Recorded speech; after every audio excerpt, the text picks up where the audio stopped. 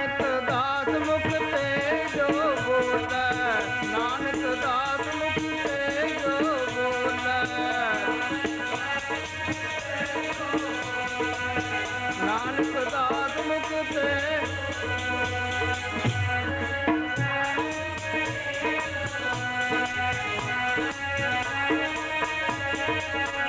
प्यारे इहा वहाँ सच हो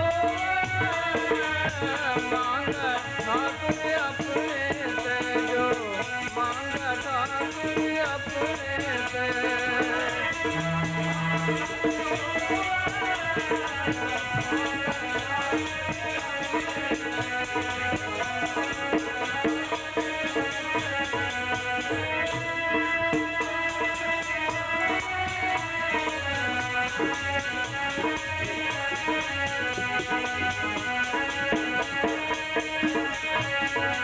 हाँ जी सोई सोई देवा जो मांग ठाकुर अपने से जो मांग ठाकुर अपने से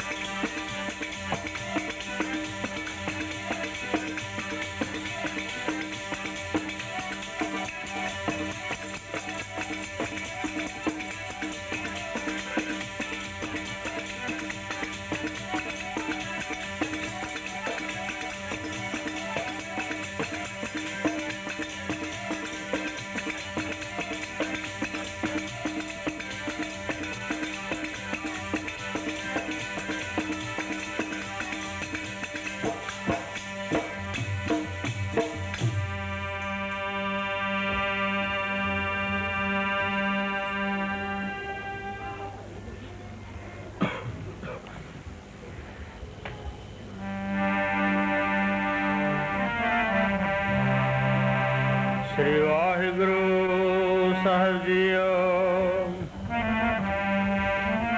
ਸਤਨਾਮ ਸ੍ਰੀ ਵਾਹਿਗੁਰੂ।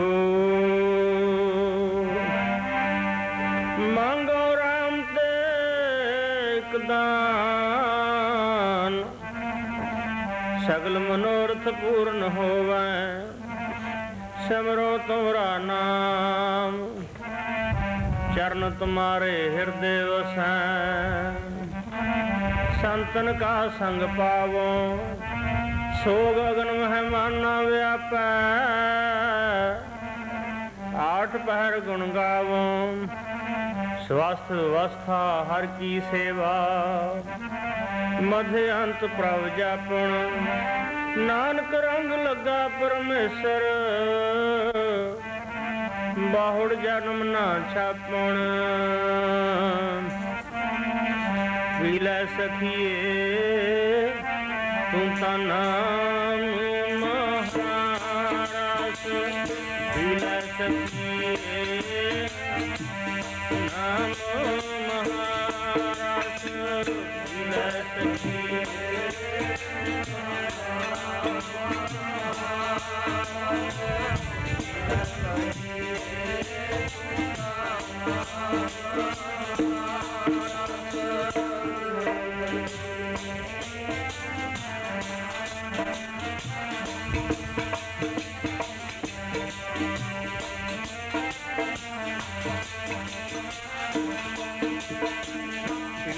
सखिए नाम महारास।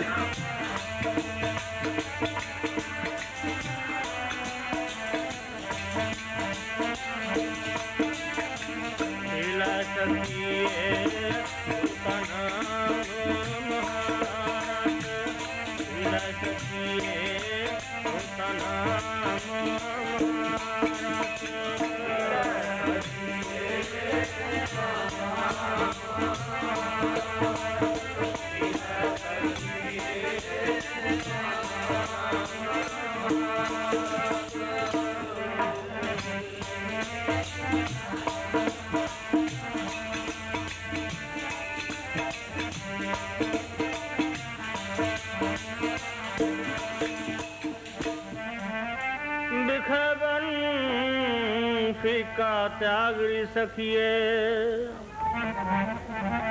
बिखे वन फीका त्यागरी सखिए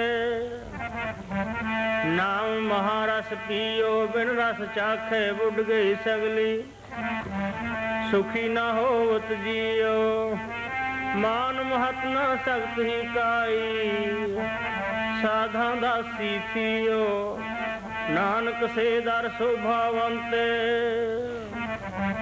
जो प्रभु अपने कियो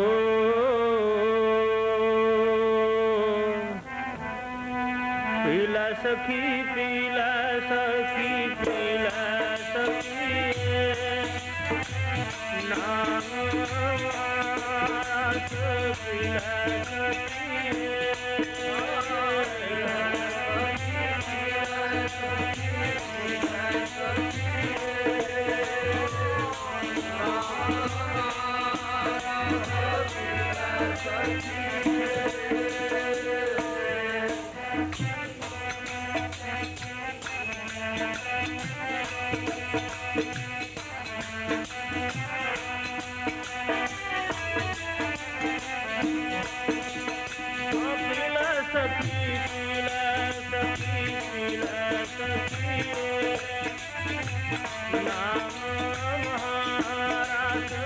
पीला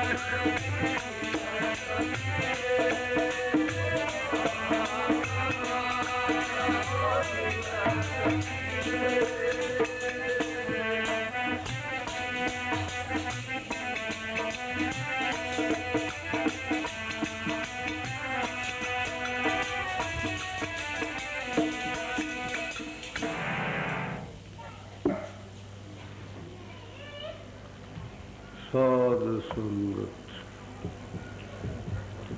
ਸਾਰੇ ਪ੍ਰੇਮੀ ਕੰਮਾਂ ਕਾਰਾਂ ਦੀ ਨਾਮ ਪ੍ਰਵਾਹ ਕਰਦੇ ਹੋਏ ਸਤਿਗੁਰੂ ਦੀ ਹਜ਼ੂਰੀ ਚ ਪਹੁੰਚੇ ਆ। ਆਪਣੇ ਸਤਿਗੁਰੂ ਨੂੰ ਸ਼ਰਧਾ ਦੇ ਨਾਲ ਨਮਸਕਾਰ ਕਰਨ ਤੋਂ ਬਾਅਦ ਬੀਬੀਆਂ ਵਾਲੇ ਪਾਸੇ ਬੈਠੋ, ਭਾਈ ਭਾਈਆਂ ਵਾਲੇ ਪਾਸੇ ਬੈਠੋ। ਜਿੱਥੇ ਜਗ੍ਹਾ ਮਿਲਦੀ ਹੈ ਪ੍ਰੇਮ ਨਾਲ ਬੈਠ ਜਾਓ। ਜਗ੍ਹਾ ਦੇ ਨਾਲ ਆਪਣਾ ਕੋਈ ਸੰਬੰਧ ਨਹੀਂ ਹੈ। ਆਪਾਂ ਤਾਂ ਗੁਰੂ ਸਾਹਿਬ ਦੀ ਹਜ਼ੂਰੀ ਚ ਪਹੁੰਚੇ। ਆਪਾਂ ਤਾਂ ਗੁਰੂ ਸਾਹਿਬ ਜੀ ਦਾ ਕੋਈ ਉਪਦੇਸ਼ ਜੋ ਆਪਣੀ ਜਨਮਾਂ ਜਨਮਾਤਰਾਂ ਦੀ ਤਾਣੀ ਜਾਂ ਭੜਕਦੇ ਫਿਰਦੇ ਹਾਂ, ਉਸ ਦੇ ਸੁਲਝਾਉਣ ਵਾਸਤੇ ਕੋਈ ਨਾ ਕੋਈ ਗੁਰੂ ਕੋਲੋਂ ਉਪਦੇਸ਼ ਸੁਣਨਾ। ਆਓ ਪ੍ਰੇਮ ਨਾਲ ਬੈਠ ਜਾਓ। ਜਿਹੜਾ ਆਪਣਾ ਖਿਆਲ ਆ ਨਾ, ਜਿਹਨੂੰ ਮਨ ਕਰਕੇ ਜ਼ਿਆਦਾ ਜਾਣਦੇ ਆ ਆਪਾਂ, ਇਹਦੇ ਟੁਕੜੇ ਹੋਏ ਨੇ ਮਨ ਦੇ ਬਹੁਤ। ਟੁਕੜੇ ਕਿਹਨੇ ਕੀਤੇ ਨੇ? ਪਦਾਰਥਾਂ ਨੇ। ਜਿੰਨੀਆਂ ਪਦਾਰਥਾਂ ਦੀਆਂ ਸ਼ਕਲਾਂ ਨੇ ਉਨੇ ਹੀ ਟੁਕੜੇ ਨੇ ਮਨ ਦੇ। ਹੁਣ ਇਹ ਬਾਣੀ ਔਰ ਨਾਮ ਦੇ ਨਾਲ ਨਹੀਂ ਜੁੜਦਾ ਹੈ ਮਨ ਜਿਹੜਾ। ਜਿੰਨਾ ਚਿਰ ਬਾਣੀ ਔਰ ਨਾਮ ਦੇ ਨਾਲ ਨਹੀਂ ਜੁੜਦਾ ਤਾਂ ਫਿਰ ਜਿਹੜੀ ਇਕਾਗਰਤਾ ਨਾ ਮਨ ਦੀ,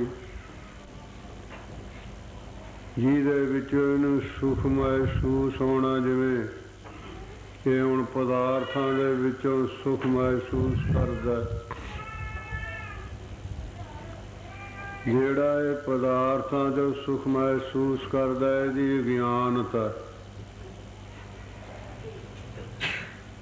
ਗੁਰੂ ਸਾਹਿਬ ਜੀ ਕਹਿੰਦੇ ਪਦਾਰਥਾਂ ਦੇ ਵਿੱਚ ਸੁਖ ਨਹੀਂ ਹੈ।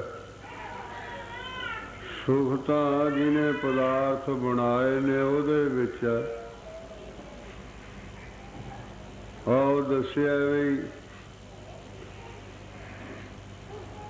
ਤਿੰਨ ਕਿਸਮ ਦਾ ਰਸ ਹੈ ਗੁਰਮੁਖੋ। ਇੱਕ ਤਾਂ ਕਹਿੰਦੇ ਪਦਾਰਥਾਂ ਦਾ ਰਸ ਹੈ, जैसे लिखा विषय आनंद संसार भजन आनंद हरिदास ब्रह्मानंद जीवन मुक्त भई वासना नाश। पहले दर्द दे जिहड़े दुनियावी लोग ने वो पदार्थां दे विच सुख मनदे ने। ਉਹ ਇਸੇ ਨੂੰ ਹੀ ਕਹਿੰਦੇ ਨੇ ਵੀ ਬਹੁਤ ਸੁੱਖ ਆ ਸਾਨੂੰ। ਉਹ ਪਦਾਰਥਾਂ ਦੇ ਸੁੱਖ ਦੇ ਵਿੱਚ ਲੱਗੇ ਹੋਏ ਨੇ। ਫਿਰ ਇਸ ਤੋਂ ਅੱਗੇ ਸੁੱਖ ਆ ਇੱਕ, ਉਹ ਸੁੱਖ ਕਿਹਨੂੰ ਪ੍ਰਾਪਤ ਹੈ? ਜਿਹੜੇ ਗੁਰੂ ਵਾਲੇ ਬਣ ਕੇ ਗੁਰੂ ਦੇ ਸਿੱਖ ਬਣ ਗਏ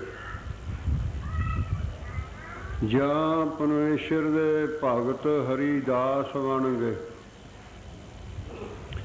ਕਹਿੰਦੇ ਭਜਨ ਦਾ ਸੁਖ ਉਹਨਾਂ ਨੂੰ ਪ੍ਰਾਪਤ ਹੁੰਦਾ। ਇੱਕ ਅੱਗੇ ਸੁਖ ਆ ਜਿਹੜਾ ਬਰਮ ਗਿਆਨ ਉਹਨਾਂ ਨੂੰ ਪ੍ਰਾਪਤ ਹੁੰਦਾ। ਉਹ ਕਿਹੜਾ ਸੁਖ ਹੈ? ਉਹ ਕਹਿੰਦੇ ਆਤਮਾ ਦਾ ਸੁਖ ਹੈ। ਜਿਹੜੇ ਪਿਛਲੇ ਦੋ ਸੁਖ ਨੇ ਵਾਸ਼ਨਾ ਸਹਿਤ ਸੁਖ ਨੇ। ਜਿਹੜਾ ਆਤਮਾ ਦਾ ਸੁਖ ਹੈ ਉਹ ਸਦੀਵੀ ਸੁਖ ਹੈ। ਉੱਥੇ ਕੋਈ ਵਾਸ਼ਨਾ ਨਹੀਂ ਹੈ। ਦੱਸਦੇ ਨੇ ਵੀ ਵਾਸ਼ਨਾ ਉਨਾ ਚਿਰ ਹੀ ਹੈ ਜਿੰਨਾ ਚਿਰ ਨਿਰਵਾਸ਼ਨਾ ਜੋ ਵਾਹਿਗੁਰੂ ਆ ਉਹਦੇ ਵਿੱਚ ਨਹੀਂ ਸੁਰਤ ਗਈ ਇਸ ਦੀ। ਜਿੱਥੇ ਜਿੱਥੇ ਕਿਸੇ ਦਾ ਖਿਆਲ ਆ ਉੱਥੇ ਉਸ ਦੀ ਦੁਨੀਆ ਹੁੰਦੀ ਹੈ। ਇਹ ਜਿਹੜੀ ਦੁਨੀਆ ਇਹ ਮਨ ਦੀ ਬਣਾਈ ਹੋਈ ਹੈ। ਦੁਨੀਆ ਹੈ ਨਹੀਂ ਉਹ ਇੱਥੇ। ਤੇ ਇਤਨੀ ਆਪਣੀ ਵਿਚਾਰ ਨਹੀਂ ਉੱਚੀ ਹੋਈ ਹੈ। ਆਪਾਂ ਜਿਹੜੇ ਦੁਨੀਆ ਨੂੰ ਪ੍ਰਗਟ ਕਰਦੇ ਨੇ ਦੁਨੀਆ ਦੇ ਸੁੱਖ ਉਹਨਾਂ ਦੀ ਸੰਗਤ ਕਰਦੇ ਹਾਂ। ਜੇ ਆਪਾਂ ਜਿਹੜੇ ਦੁਨੀਆ ਤੋਂ ਅੱਗੇ ਲਾਗੇ ਨਾ ਗੁਰਸਿੱਖ ਜਾਂ ਮਹਾਤਮਾ ਲੋਕ ਨੇ ਜਿਹੜੇ ਜਾਂ ਗੁਰੂ, ਤਾਂ ਫਿਰ ਜਿਹੜਾ ਉਹ ਸੁੱਖ ਇਹਨਾਂ ਨੂੰ ਬ੍ਰਹਮਾਨੰਦ ਕਹਿੰਦੇ ਨੇ। ਉਸ ਨੂੰ ਆਤਮਾ ਵੀ ਕਹਿੰਦੇ ਨੇ, ਬ੍ਰਹਮ ਵੀ ਕਹਿੰਦੇ ਨੇ, ਉਸ ਨੂੰ ਨਿਰਾਕਾਰ ਵੀ ਕਹਿੰਦੇ ਨੇ। ਉਸ ਨੂੰ ਬਹੁਤ ਨਾਮ ਨੇ ਉਹ ਨਿਰਾਕਾਰ ਵਾਹਿਗੁਰੂ ਦੇ। ਜਿਹੜੇ ਉਹ ਸੁਖ ਪ੍ਰਾਪਤ ਕਰ ਲੈਂਦੇ ਨੇ ਫਿਰ ਉਹ ਦੁੱਖਾਂ ਦਾ ਮੂੰਹ ਨਹੀਂ ਦੇਖਣਗੇ। ਇਹ ਜਿਹੜੇ ਗੁਰਸਿੱਖ ਨੇ ਉਹਨਾਂ ਦੀ ਬਾਬਤ ਗੁਰੂ ਸਾਹਿਬ ਨੇ ਬਹੁਤ ਕਿਤੇ ਕਿਵੇਂ ਲਿਖਿਆ, ਗੁਰਬਾਣੀ ਦੇ ਵਿੱਚ ਕਿਤੇ ਕਿਵੇਂ ਲਿਖਿਆ। ਕਲਗੀਧਰ ਮਹਾਰਾਜ ਨੇ ਤਾਂ ਇਉਂ ਲਿਖਿਆ ਉਹਨਾਂ ਦੀ ਬਾਬਤ, ਆਤਮ ਰਸ ਜੇ ਜਾਣ ਹੀ। ਹੁਣ ਜਿਹੜਾ ਪਦਾਰਥਾਂ ਦਾ ਰਸ ਜਾਣਦਾ ਉਹਨੂੰ ਆਤਮਾ ਦੇ ਰਸ ਦਾ ਕੀ ਪਤਾ ਵੀ ਕਿਹਾ ਜਾ। ਜਿਹੜੀ ਕੁਆਰੀ ਕੁੜੀ ਆ ਉਹ ਵਿਆਹੀ ਹੋਈ ਲੜਕੀ ਦੇ ਸੁੱਖ ਨੂੰ ਕੈਸੇ ਜਾਣ ਸਕਦੀ? ਉਹੀ ਜਾਣਦੀ। ਜਿਹਨੇ ਹੁਣ ਪਰਮੇਸ਼ਰ ਨੂੰ ਪਤੀ ਪ੍ਰਾਪਤ ਹੋ ਗਿਆ ਤਾਂ ਉਹ ਜਗਿਆਸੂ ਸੁੱਖ ਉਹਦਾ ਉਹੀ ਜਾਣੇਗਾ। ਜਿਹਨੇ ਨਹੀਂ ਪ੍ਰਾਪਤ ਕਰਿਆ ਉਹ ਕੈਸੇ ਜਾਣ ਸਕਦਾ ਸੁੱਖ ਨੂੰ? ਆਤਮ ਸੁਖ ਆਤਮ ਰਸ ਜੇ ਜਾਣ ਹੀ, ਯਾਨੀ ਜਿਹੜਾ ਆਤਮਾ ਦਾ ਰਸ, ਆਤਮ ਰਸ ਜੇ ਜਾਣ ਹੀ, ਸੋ ਆ ਖਾਲਸ ਦੇਵ। ਪ੍ਰਭ ਮੈਂ ਮੋਹ ਮੈਂ ਤਾਸ ਮੈਂ ਰੰਤਿਕ ਨਾਹੀ ਭੇਜ। ਕਲਗੀਧਰ ਜੀ ਉਸ ਗੁਰਸਿੱਖ ਦੀ ਜਿਹਦੀ ਸੁਰਤ ਆਤਮਾ ਨਾਲ ਜੁੜ ਕੇ ਆਤਮਾ ਦਾ ਰਸ ਲੈਂਦੀ ਹੈ, ਜਿਹਦੀ ਸੁਰਤ ਭਜਨ ਨਾਲ ਜੁੜਦੀ ਆ ਉਹ ਭਜਨ ਦਾ ਰਸ ਲੈਂਦਾ, ਜਿਹਦੀ ਪਦਾਰਥਾਂ ਨਾਲ ਜੁੜਦੀ ਆ ਉਹ ਪਦਾਰਥਾਂ ਦਾ ਸੁੱਖ ਲੈਂਦਾ। ਪਰ ਜਿਹੜਾ ਆਤਮਾ ਦਾ ਸੁੱਖ ਹੈ ਨਾ ਉਹ ਕਹਿੰਦੇ ਸਦੀਵੀ ਸੁੱਖ ਆ। ਉਹਦੇ 'ਚ ਤਬਦੀਲੀ ਨਹੀਂ ਆਵੇਗੀ, ਪੁਰਨਿਆਂ 'ਚ ਤਬਦੀਲੀ ਆ ਜਾਵੇਗੀ ਤੇ ਫਿਰ ਉਹਦੀ ਅਵਸਥਾ ਕੀ ਹੈ? ਗੁਰੂ ਸਾਹਿਬ ਜੀ ਕਹਿਣਗੇ ਪ੍ਰਭ ਮੈਂ। ਪ੍ਰਭੂ ਕੌਣ ਹੈ? ਨਿਰਾਕਾਰ। ਮੋਹ ਮੈਂ, ਹੁਣ ਉਹ ਸਰਗੁਣ ਸਤਿਗੁਰੂ ਹੈ। ਸਰਗੁਣ ਸਤਿਗੁਰੂ ਇਹ ਨਿਰਗੁਣ ਵਾਹਿਗੁਰੂ ਨੂੰ ਜਣਾ ਸਕਦਾ ਹੈ। ਹੋਰ ਕਿਸੇ 'ਚ ਤਾਕਤ ਨਹੀਂ ਜਣਾਉਣ ਦੀ। ਬਸ ਜਿਹੜੀ ਵਸਤੂ ਦੇਖੀ ਹੋਈ ਨਹੀਂ ਹੈ ਤਾਂ ਉਸ ਨੂੰ ਜਣਾਵੇਗਾ ਕੈਸੇ? ਉਹ ਜਿਹੜਾ ਸਿੱਖ ਹੈ ਫਿਰ ਅੱਗੇ ਜਿਹੜਾ ਆਤਮਾ ਦੇ ਵਿੱਚ ਸੁਰਤ ਚਲੀ ਗਈ ਜੀ ਉਹਦੀ ਬਾਬਤ ਹੈ। ਸਿੱਖ ਤਾਂ ਹੋਰ ਵੀ ਬਹੁਤ ਹਨ। ਜਿਹੜਾ ਇਹੀ ਜੀ ਅਵਸਥਾ ਵਾਲਾ ਉਹਦੀ ਬਾਬਤ ਲਿਖਿਆ, ਪ੍ਰਭ ਮੈਂ ਮੋਹ ਮੈਂ ਮੇਰੇ ਵਿਚਾਰ ਨਿਰਾਕਾਰ ਦੇ ਵਿੱਚ। ਉਹ ਜਿਹੜਾ ਸਿੱਖ ਆ ਉਹਦੇ ਵਿੱਚ ਤਾਸ ਕਹਿ ਲਓ, ਭਗਤ ਕਹਿ ਲਓ, ਇੱਕੋ ਹੀ ਗੱਲ ਹੈ। ਕਹਿੰਦੇ ਰੱਤੀ ਮਾਤਰ ਵੀ ਫਰਕ ਨਹੀਂ ਹੈ। ਜਿਹੜਾ ਆਤਮਾ ਦਾ ਰਸ ਲੈਂਦਾ, ਆਤਮਾ ਦਾ ਆਨੰਦ ਲੈਂਦਾ। ਇੱਥੇ ਗੁਰੂ ਸਾਹਿਬ ਜੀ ਨੇ ਉਹ ਦੱਸਿਆ, 10ਵੇਂ ਪਾਤਸ਼ਾਹ ਮਹਾਰਾਜ ਨੇ। ਹੁਣ ਗੁਰੂ ਸਾਹਿਬ ਜੀ ਗੁਰਬਾਣੀ ਦੇ ਵਿੱਚ ਹੋਰ ਕਿਸ ਤਰ੍ਹਾਂ ਦੱਸਦੇ ਨੇ ਇਸੇ ਅਵਸਥਾ ਵਾਲੇ ਨੂੰ।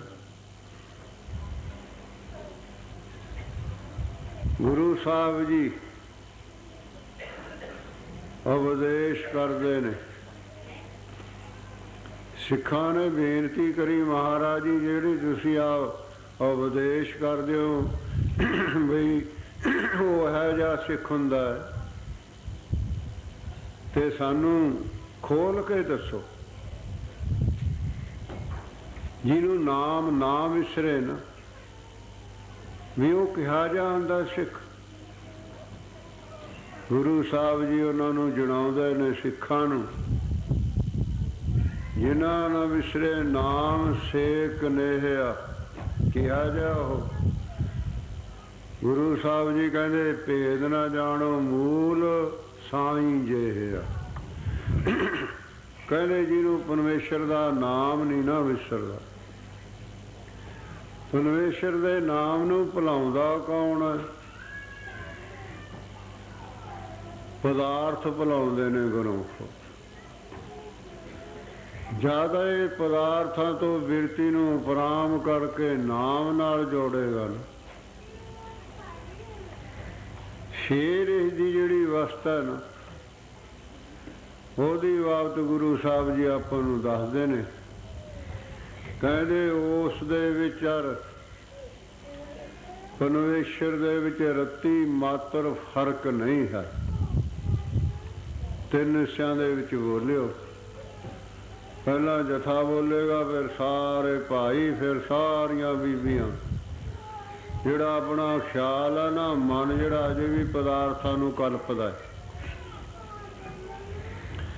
ਇਹ ਜਿਹੜਾ ਮਨ ਹੈ ਉਸ ਚੀਜ਼ ਨੂੰ ਕਲਪਦਾ ਜਿਹਦੇ ਨਾਲ ਇਹਦਾ ਪਿਆਰ ਹੋਵੇ। ਜਿਹੜੇ ਗੁਰਸਿੱਖ ਦਾ ਬਾਣੀ ਨਾਲ ਪਿਆਰ ਹੈ ਉਹ ਨਹੀਂ ਪਦਾਰਥ ਕਲਪੇਗਾ। ਜਿਹੜੇ ਸਿੱਖ ਦਾ ਗੁਰੂ ਨਾਲ ਪਿਆਰ ਹੈ ਨਹੀਂ ਪਦਾਰਥ ਕਲਪੇਗਾ। ਹੁਣ ਆਪਾਂ ਪਿਆਰ ਜਿਹੜਾ ਪਦਾਰਥਾਂ ਦਾ ਛੱਡ ਕੇ ਦੇਖੋ,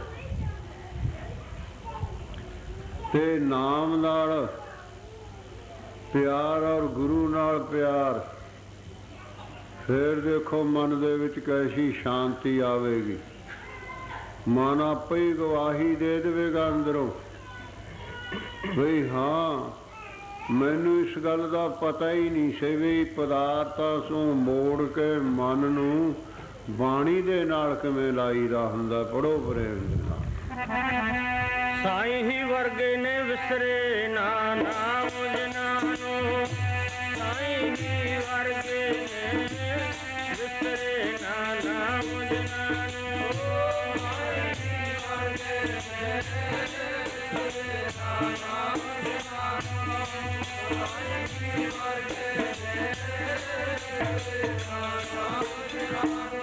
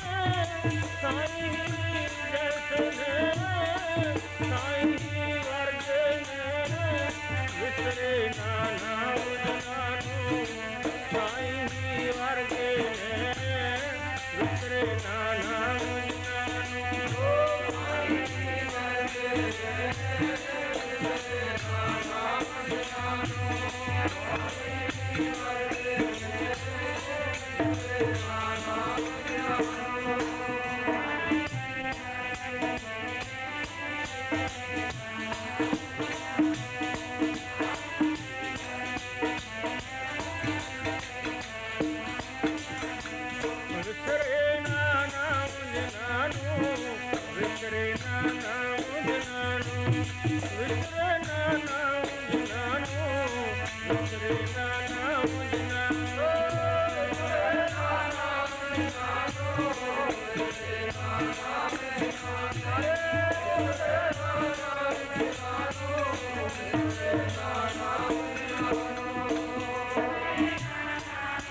ਨਾ ਨਾਮ ਜਨਾਂ ਨੂੰ,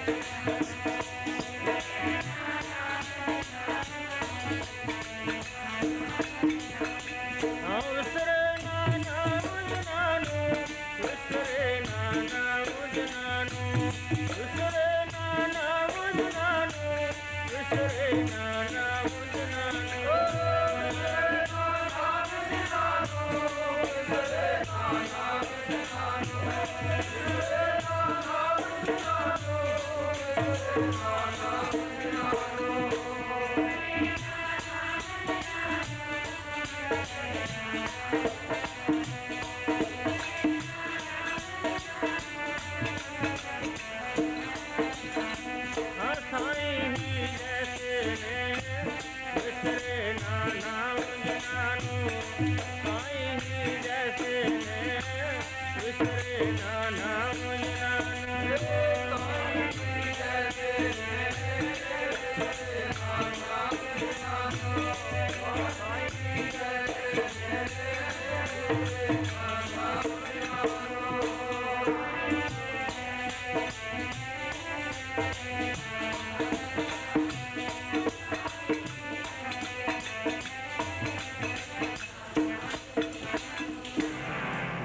ਸਾਹਿਬ ਜੀ ਨੇ ਸਿੱਖਾਂ ਦੇ ਪੁੱਛਣ ਤੋਂ ਪੰਗਤੀ ਦੇ ਵਿੱਚ ਜਵਾਬ ਦਿੱਤਾ, ਕਹਿੰਦੇ ਜਿਹਨੂੰ ਪਰਮੇਸ਼ਰ ਦਾ ਨਾਮ ਨਹੀਂ ਨਾ ਵਿਸਰਦਾ, ਚਾਹੇ ਕਿਸੇ ਸ਼੍ਰੇਣੀ ਕਿਸੇ ਬਿਆਦਰੀ ਦਾ ਕੋਈ ਪ੍ਰਾਣੀ ਮਾਤਰ ਹੈ, ਕਹਿੰਦੇ ਉਹਦੇ ਔਰ ਪਰਮੇਸ਼ਰ ਦੇ ਵਿੱਚ ਫਰਕ ਨਹੀਂ ਹੈ। ਆਪਣੇ ਔਰ ਪਰਮੇਸ਼ਰ ਦੇ ਵਿੱਚ ਕਿੰਨਾ ਚਿਰ ਫਰਕ ਰਹੂਗਾ, ਜਿੰਨਾ ਚਿਰ ਆਪਣੇ ਅੰਦਰ ਹੰਗਤਾ ਔਰ ਮਮਤਾ। ਪੁੱਛੋ ਤਾਂ ਆਪਣੇ ਮਨ ਨੂੰ, ਬਈ ਤਾਂ ਹੰਗਤਾ ਮਮਤਾ ਛੱਡ ਦਿੱਤੀ। ਹੰਗਤਾ ਮਮਤਾ ਕਿਹਨੂੰ ਕਹਿੰਦੇ ਨੇ? ਮੇਰਾ ਔਰ ਤੇਰਾ। ਆਪਣੇ ਨੂੰ ਆਪਣਾ ਸਮਝਦੇ ਆ ਤੇ ਦੂਏ ਨੂੰ ਦੂਆ ਸਮਝਦੇ ਆ, ਤੇ ਫਿਰ ਉਹ ਅਵਸਥਾ ਕੈਸੇ ਆ ਜਾਵੇ? ਇਸ ਅਵਸਥਾ ਦੇ ਵਿੱਚ ਪਹੁੰਚਣ ਵਾਸਤੇ ਗੁਰੂ ਵਾਲਾ ਬਣ ਕੇ ਫਿਰ ਨਾਮ ਦਾ ਅਭਿਆਸ ਕਰਨਾ ਪੈਂਦਾ ਨਾ। ਉਹ ਇਸ ਤਰ੍ਹਾਂ ਦੱਸਿਆ ਵੀ ਜਿਹੜਾ ਮਨ ਹੈ ਨਾ, ਮਨ ਜਦੇ ਨਾਮ ਦਾ ਸਿਮਰਨ ਨਹੀਂ ਵਿਸਾਰੇਗਾ। ਹੁਣ ਆਪਾਂ ਆਪਣੇ ਮਨ ਨੂੰ ਪੁੱਛ ਕੇ ਦੇਖੋ ਵੀ ਤੂੰ ਹਰ ਵਕਤ ਨਾਮ ਯਾਦ ਰੱਖਦਾ ਕਿ ਨਹੀਂ ਰੱਖਦਾ? ਆਪੇ ਹੀ ਕਹਿਤਾ ਉਹਨੇ, ਮੈਂ ਤਾਂ ਕਿਤੇ ਕਿਤੇ ਯਾਦ ਕਰਦਾ ਹੁਣ। ਫਿਰ ਉਹ ਅੱਖਰ ਉਹਦੇ ਤੇ ਕਿਵੇਂ ਘਟ ਜਾਣ? ਗੁਰੂ ਨਾਨਕ ਦੇਵ ਮਹਾਰਾਜ ਜੀ ਨੇ ਗੱਲ ਆਪਾਂ ਨੂੰ ਜਣਾਈ, ਆਪ ਕਰਕੇ ਦਿਖਾਲੀ। ਪਹਿਲਾਂ 13-14 ਸਾਲ ਦੀ ਅਵਸਥਾ ਹੋ ਗਈ ਗੁਰੂ ਨਾਨਕ ਦੇਵ ਮਹਾਰਾਜ ਜੀ, ਤਾਂ ਬੁੱਲਾ ਔਰ ਖਿਆਲ ਦੀ ਮਦਦ ਨਾਲ ਪਰਮੇਸ਼ਰ ਦਾ ਨਾਮ ਵਿਚਾਰ ਕਰਦੇ ਨੇ ਆਪੋ ਆਪਣੇ ਮਤਾਂ ਅਨੁਸਾਰ। ਤਾਂ ਹਰ ਵਕਤ ਬੁੱਲ ਹਿੱਲਦੇ ਰਹਿੰਦੇ ਨੇ। ਇਹਨੂੰ ਜਾਪ ਕਹਿੰਦੇ ਨੇ, ਜਾਪ। ਇਸ ਤੋਂ ਅੱਗੇ ਫਿਰ ਜਪਾ ਕਹਿੰਦੇ, ਇੱਕ ਜਪਾ। ਨਾ ਜੀਭ ਹਿੱਲੇਗੀ, ਨਾ ਬੁੱਲ ਫਰਕੇਗਾ, ਉਹ ਫਿਰ ਕਹਿੰਦੇ ਆਪੇ ਹੀ ਹੋਵੇਗਾ। ਹੁੰਦਾ ਹੁਣ ਵੀ ਆ ਆਪਣੇ ਅੰਦਰ, ਜਿਹੜੀ ਰੱਬ ਨੇ ਵਿਧਾਨ ਅਸੂਲ ਬਣਾ ਦਿੱਤਾ ਨਾ ਮਰਜ਼ਾਦਾ, ਉਹ ਇੱਕ ਰਸ ਬਣਾਈ ਹੋਈ ਹੈ। ਤੇ ਆਪਾਂ ਨੂੰ ਉਹ ਸੁਣਦਾ ਕਿਉਂ ਨਹੀਂ ਹੈ? ਆਪਣੀ ਸੁਰਤ ਨੇ ਉਸ ਨੂੰ ਫੜਿਆ ਨਹੀਂ ਹੈ। ਜਦ ਆਪਣੀ ਸੁਰਤ ਜਿੱਥੇ ਉਹ ਹੁੰਦਾ ਨਾ ਜਪਾ, ਉੱਥੇ ਚਲੀ ਜਾਵੇਗੀ, ਫਿਰ ਜਾਪ ਦੀ ਲੋੜ ਨਹੀਂ ਰਹੇਗੀ। ਜਾਪ ਦੇ ਆਸਰੇ ਇਸਨੇ ਜਪੇ ਨੂੰ ਪ੍ਰਗਟ ਕਰਨਾ। ਜਿਹਨੇ ਜਾਪ ਹੀ ਨਹੀਂ ਸ਼ੁਰੂ ਕਰਿਆ ਉਹ ਜਪੇ ਨੂੰ ਪ੍ਰਗਟ ਨਹੀਂ ਕਰ ਸਕਦਾ। ਹਾਂ, ਇਹ ਹੋ ਸਕਦਾ ਵੀ ਜਾਪ ਕਰਦਾ ਹੈ, ਜਿਵੇਂ ਜਪੇ ਨੂੰ ਪ੍ਰਗਟ ਕਰਨਾ ਉਹਨਾਂ ਜਪਦਾ ਨਹੀਂ ਹੈ, ਇਹ ਤਾਂ ਹੋ ਸਕਦਾ। ਜੈਸੇ ਲਿਖਿਆ ਵੀ 4 ਕਿਸਮ ਦੇ ਭਗਤ ਨੇ ਸਿੱਖ। ਇੱਕ ਤਾਂ ਕਨਿਸ਼ਟ ਭਗਤ ਨੇ, ਇੱਕ ਤਾਂ ਕਨਿਸ਼ਟ ਨੇ, ਇੱਕ ਉੱਤਮ ਨੇ, ਮੱਧਮ ਨੇ, ਇੱਕ ਉੱਤਮ ਨੇ, ਇੱਕ ਸ੍ਰੇਸ਼ਟ ਨੇ। 4 ਕਿਸਮ ਦੇ ਨੇ। ਜਿਹੜੇ ਸ੍ਰੇਸ਼ਟ ਨੇ ਨਾ ਭਗਤ ਜਾਂ ਗੁਰਸਿੱਖ, ਉਹ ਕਹਿੰਦੇ ਆਤਮਾ 'ਚ ਮਿਲੇ ਹੋਏ ਨੇ।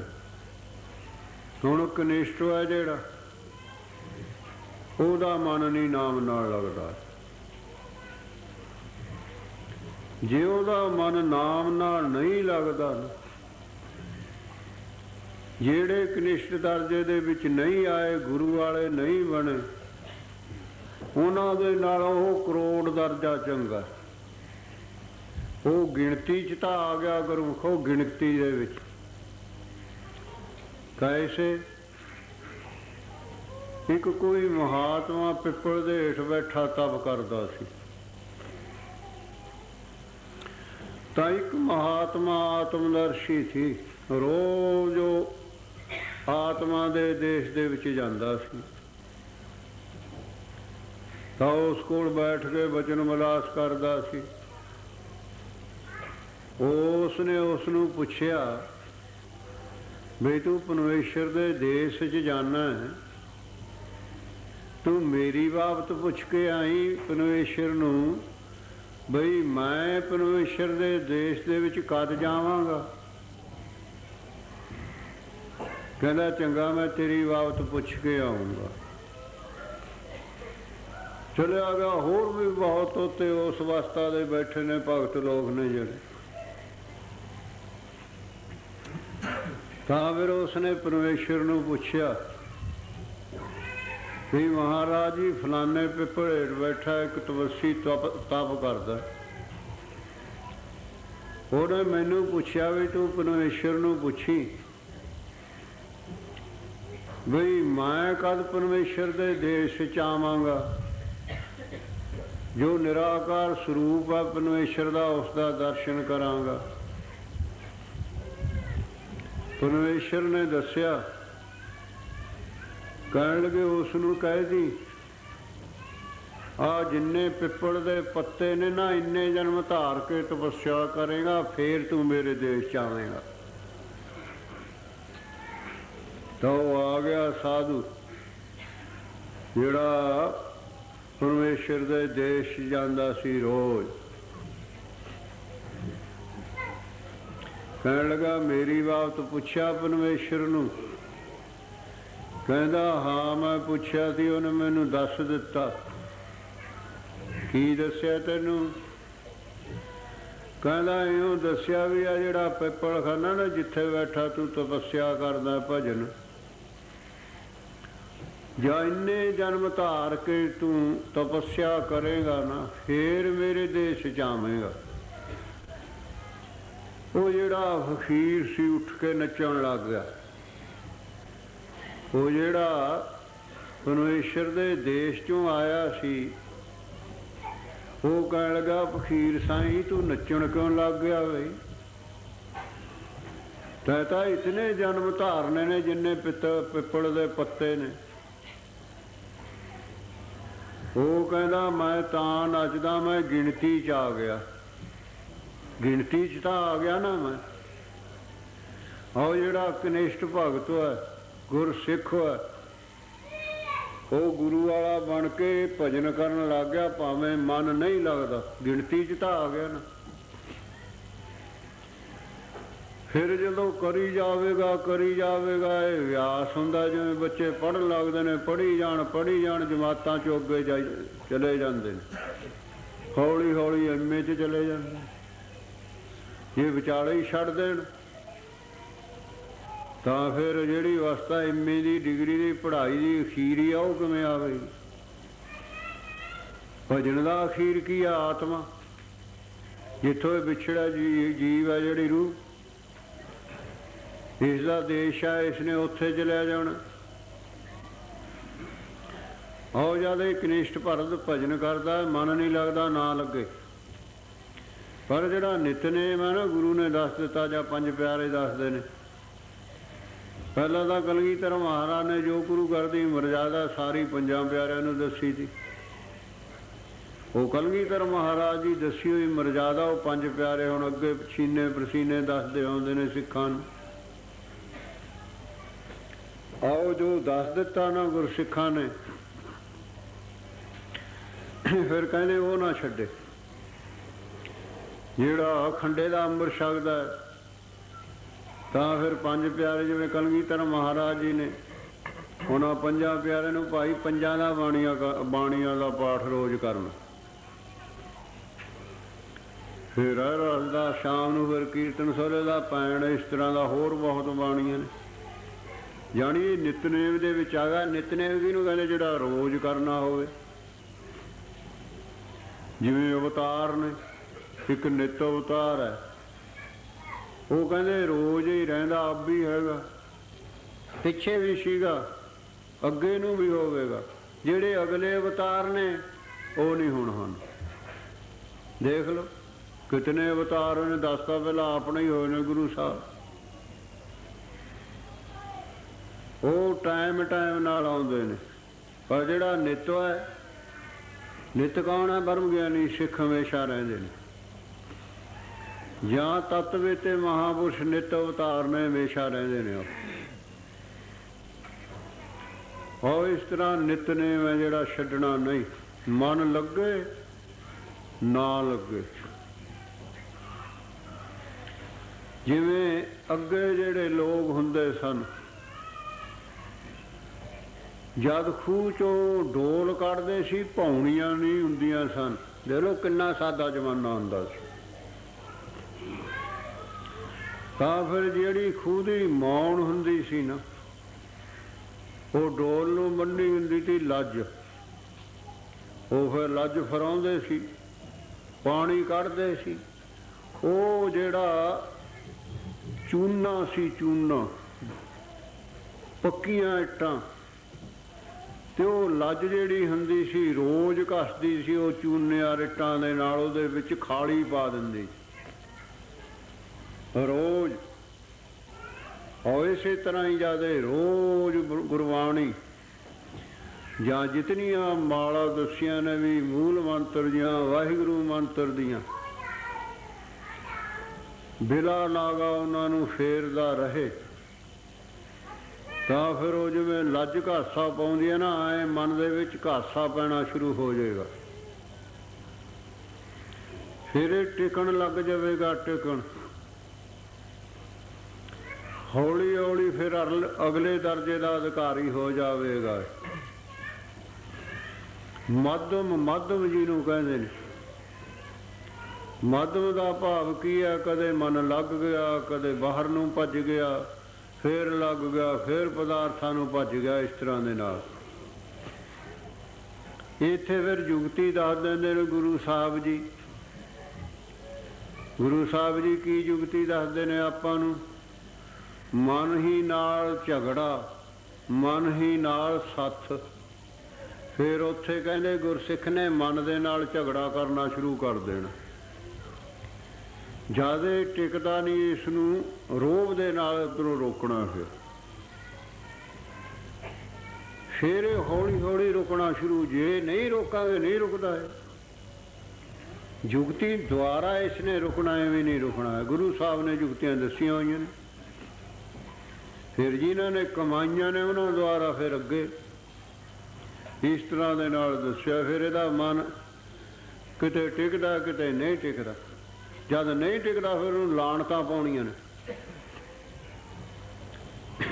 ਫਿਰ ਇਹ ਹੌਲੀ ਹੌਲੀ ਜਿਹੜਾ ਮਨ ਹੈ ਨਾ, ਮਨ ਫਿਰ ਇਹ ਟਿਕਣ ਲੱਗ ਜਾਵੇਗਾ। ਟਿਕਦਿਆਂ ਮਨ ਇਕਾਗਰ ਹੋਣ ਲੱਗ ਜਾਏਗਾ। ਫਿਰ ਕਹਿੰਦੇ ਅੱਗੇ ਦਰਜਾ ਆ ਜਾਵੇਗਾ ਸ੍ਰੇਸ਼ਟ, ਯਾਨੀ ਇਸ ਦਾ ਮਨ ਫਿਰ ਭਜਨ ਦੇ ਵਿੱਚ ਐਨ ਇਕਾਗਰ ਹੋਣ ਲੱਗ ਜਾਵੇਗਾ। ਫਿਰ ਉੱਤਮ ਸਿੱਖਾਂ ਦੇ ਵਿੱਚ ਇਸ ਦਾ ਦਰਜਾ ਹੋ ਜਾਵੇਗਾ। ਫਿਰ ਉਹ ਅਭਿਆਸ ਕਰਦਿਆਂ ਮਨ ਆ ਜਿਹੜਾ ਮਨਤ ਭਾਵ ਛੱਡ ਦੇਵੇਗਾ। ਛੱਡੇਗਾ ਕਦ? ਜਦ ਇਹਦੀ ਸੁਰਤ ਆਤਮਾ ਨਾਲ ਜੁੜਨ ਲੱਗ ਜੂਗੀ ਨਾ, ਫਿਰ ਇਹਦੇ ਵਿੱਚ ਜਿਹੜਾ ਉਹ ਆਤਮਾ, ਉਹਦਾ ਗਿਆਨ ਆਉਣਾ ਸ਼ੁਰੂ ਹੋ ਜਾਏਗਾ। ਫਿਰ ਇਹ ਆਤਮਾ ਦੇ ਅਭਿਆਸ ਦੁਆਰਾ ਇਹ ਜਿਹੜੇ ਮਨ ਫੁਰਨੇ ਉਠਾਉਂਦਾ ਉਹ ਉਠਾਉਣੋਂ ਹਟ ਜਾਵੇਗਾ। ਜਿੰਨਾ ਚਿਰ ਇਹਨਾਂ ਅਵਸਥਾ ਦੇ ਵਿੱਚ ਹੀ ਨਹੀਂ ਲੱਭਦਾ,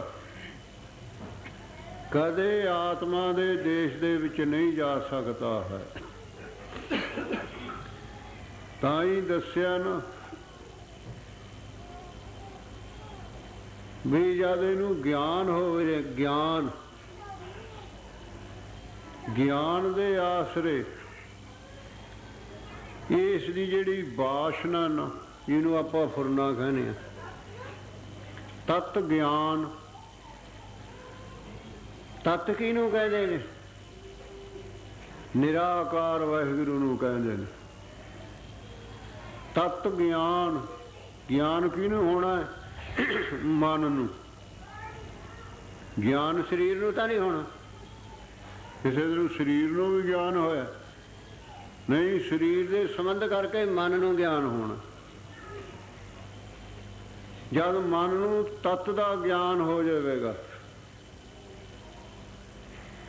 ਤਾਂ ਫਿਰ ਜਿੰਨਾ ਚਿਰ ਇਹਦੇ ਅੰਦਰ ਦਵੰਦ ਪੈਦਾ ਹੈ, ਇਹਦੇ ਅੰਦਰ ਵਾਸ਼ਨਾ ਪੈਦਾ ਹੁੰਦੀ ਹੈ। ਤਤ ਗਿਆਨ ਦੇ ਆਸਰੇ ਇਸਨੇ ਵਾਸ਼ਨਾ ਕਹਿੰਦੇ ਵਾਸ਼ਨਾ ਨਹੀਂ ਉੱਠੇਗੀ ਉਸ ਮਨ ਦੇ ਵਿੱਚ। ਫਿਰ ਜਿਹੜਾ ਮਨ ਹੈ ਫਿਰ ਅੱਗੇ ਉਹ ਵਾਸ਼ਨਾ ਦਾ ਕਹਿੰਦੇ ਪੁਤਲਾ। ਜਦ ਵਾਸ਼ਨਾ ਪੈਦਾ ਹੁੰਦੀ ਹੈ ਫਿਰ ਮਨ ਉਸ ਦਾ ਕਲਪਨਾ ਕਰਦਾ, ਉਸ ਨੂੰ ਪ੍ਰਾਪਤ ਕਰਨ ਵਾਸਤੇ।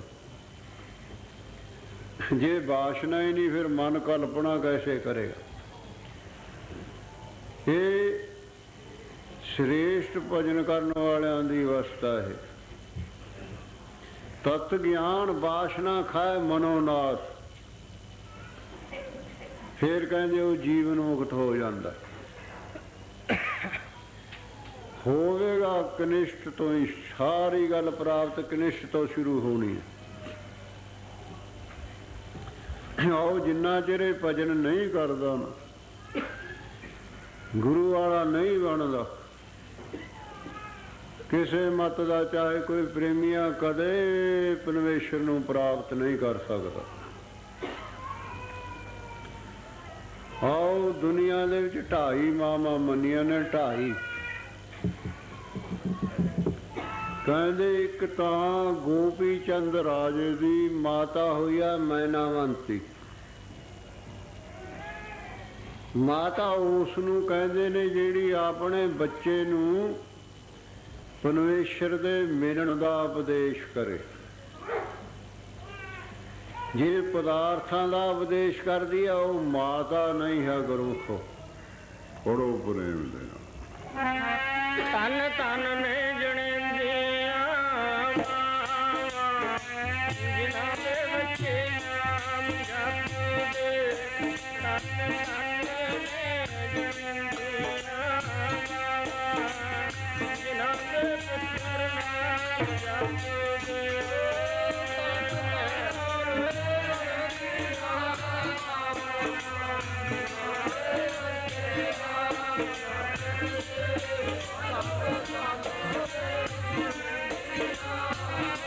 Oh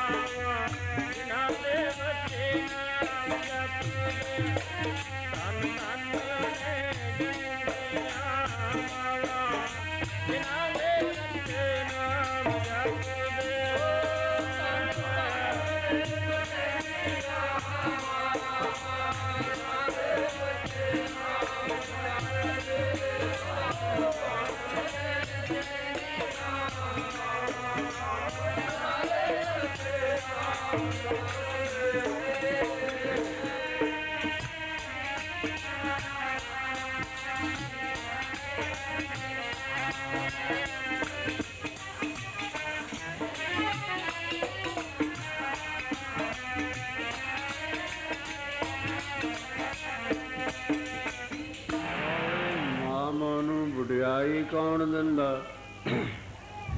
ਧਨ ਤਾਂ ਮਾਤਾ ਨੂੰ ਕੌਣ ਕਹਿੰਦਾ? ਜਿਹੜਾ ਆਪਣਾ ਗੁਰੂ ਪ੍ਰਕਾਸ਼ ਹੈ ਸਾਹਮਣੇ। ਦਿਲੋਂ ਮੁਹੱਬਤ ਜਿਨ ਸਈ ਸੱਚਿਆ। ਆਪਾਂ ਉੱਪਰੋਂ ਮੁਹੱਬਤ ਕਰਦੇ ਆ ਗੁਰਮੁਖੋ, ਇਹਨੇ ਕੁਛ ਨਹੀਂ ਸਾਰਨਾ ਆਪਣਾ। ਪ੍ਰੀਤੀ ਤਾਂ ਪਰਮੇਸ਼ਰ ਨਾਲ ਅੰਦਰੋਂ ਲਾਉਣੀਆਂ, ਬਾਹਰੋਂ ਪੋਫਰੀਆਂ ਜਿਹੀਆਂ ਗੰਢਾਂ ਪਾਉਣੀਆਂ, ਇਹ ਤਾਂ ਇੱਥੇ ਹੀ ਰਹਿ ਜਾਣੀ ਨੇ। ਪੜੋ ਪ੍ਰੇਮ ਨਾਲਿਆਂ ਦੱਸਿਆ ਮੁਖੋਂ ਗੰਢ ਲਾਉਣਾ ਹੈ ਮਨ ਵਿੱਚ ਨਾ ਉਹ ਮੁਖੋਂ ਗੰਢ ਲਾਉਣਾ ਹੈ ਮਨ ਵਿੱਚ ਨਾ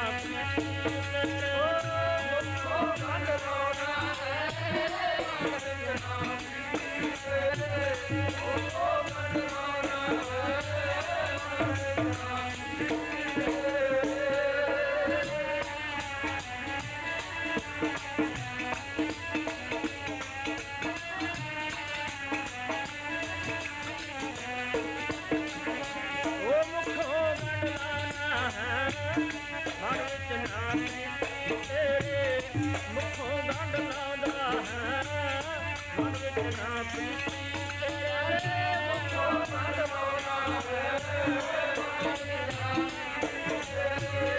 ਮੁਖੋਂ ਮੰਗਵਾਉਣਾ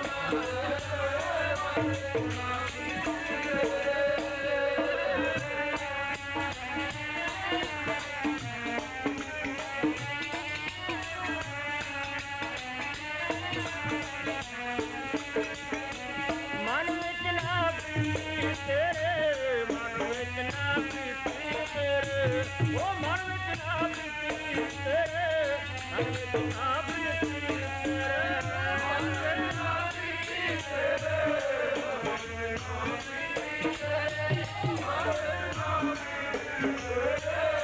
ਵਿੱਚ ਨਾ ਪ੍ਰੀਤੀ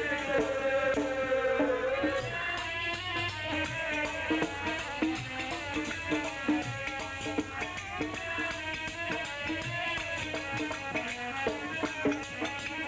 ਮਨ ਵਿੱਚ ਨਾ ਪ੍ਰੀਤੀ ਹਾਂ ਮਨ ਵਿੱਚ ਨਾ ਪ੍ਰੀਤੀ ਤੇਰੇ ਮਨ ਵਿੱਚ ਨਾ ਪ੍ਰੀਤੀ ਤੇਰੇ ਮਨ ਵਿੱਚ ਨਾ ਪ੍ਰੀਤੀ ਤੇਰੇ ਮਨ ਵਿੱਚ ਨਾ ਪ੍ਰੀਤੀ ਤੇਰੇ ਮਨ ਵਿੱਚ ਨਾ ਪ੍ਰੀਤੀ ਤੇਰੇ ਮਨ ਵਿੱਚ ਨਾ ਪ੍ਰੀਤੀ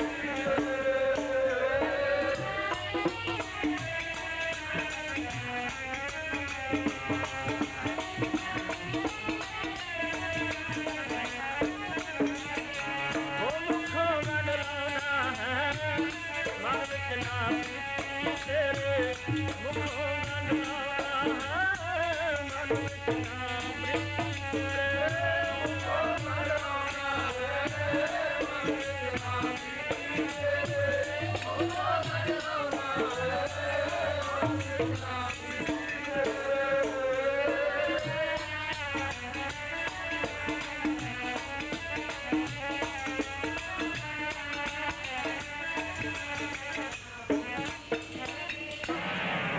ਗੁਰੂ ਸਾਹਿਬ ਸਰਵੱਗ